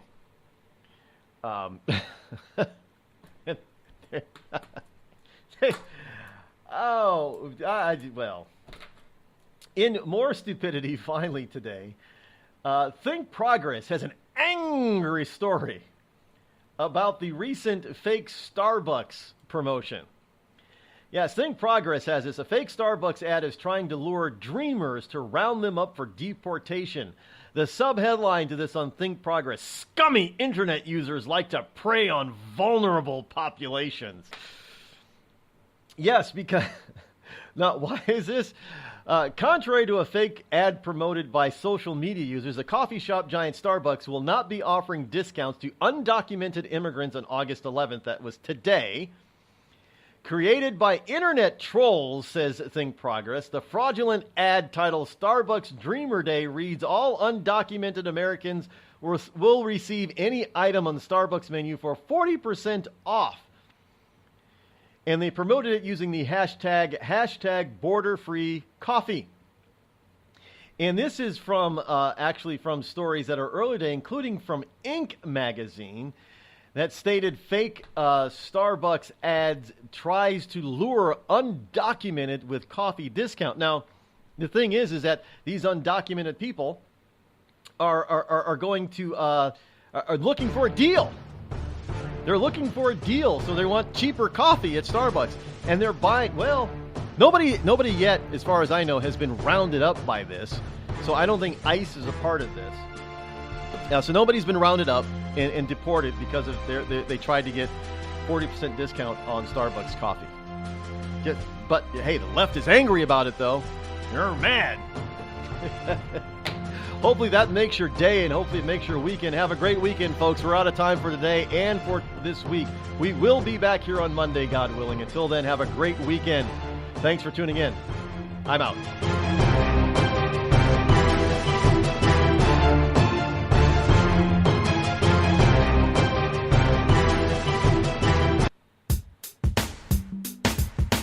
Damn, it feels good to be a Clinton. Damn, it feels good to be a Clinton. A shameless politician always plays her cards right. Got a crew for the fight on the airwaves. Lapdogs in the press keep their mouths tight.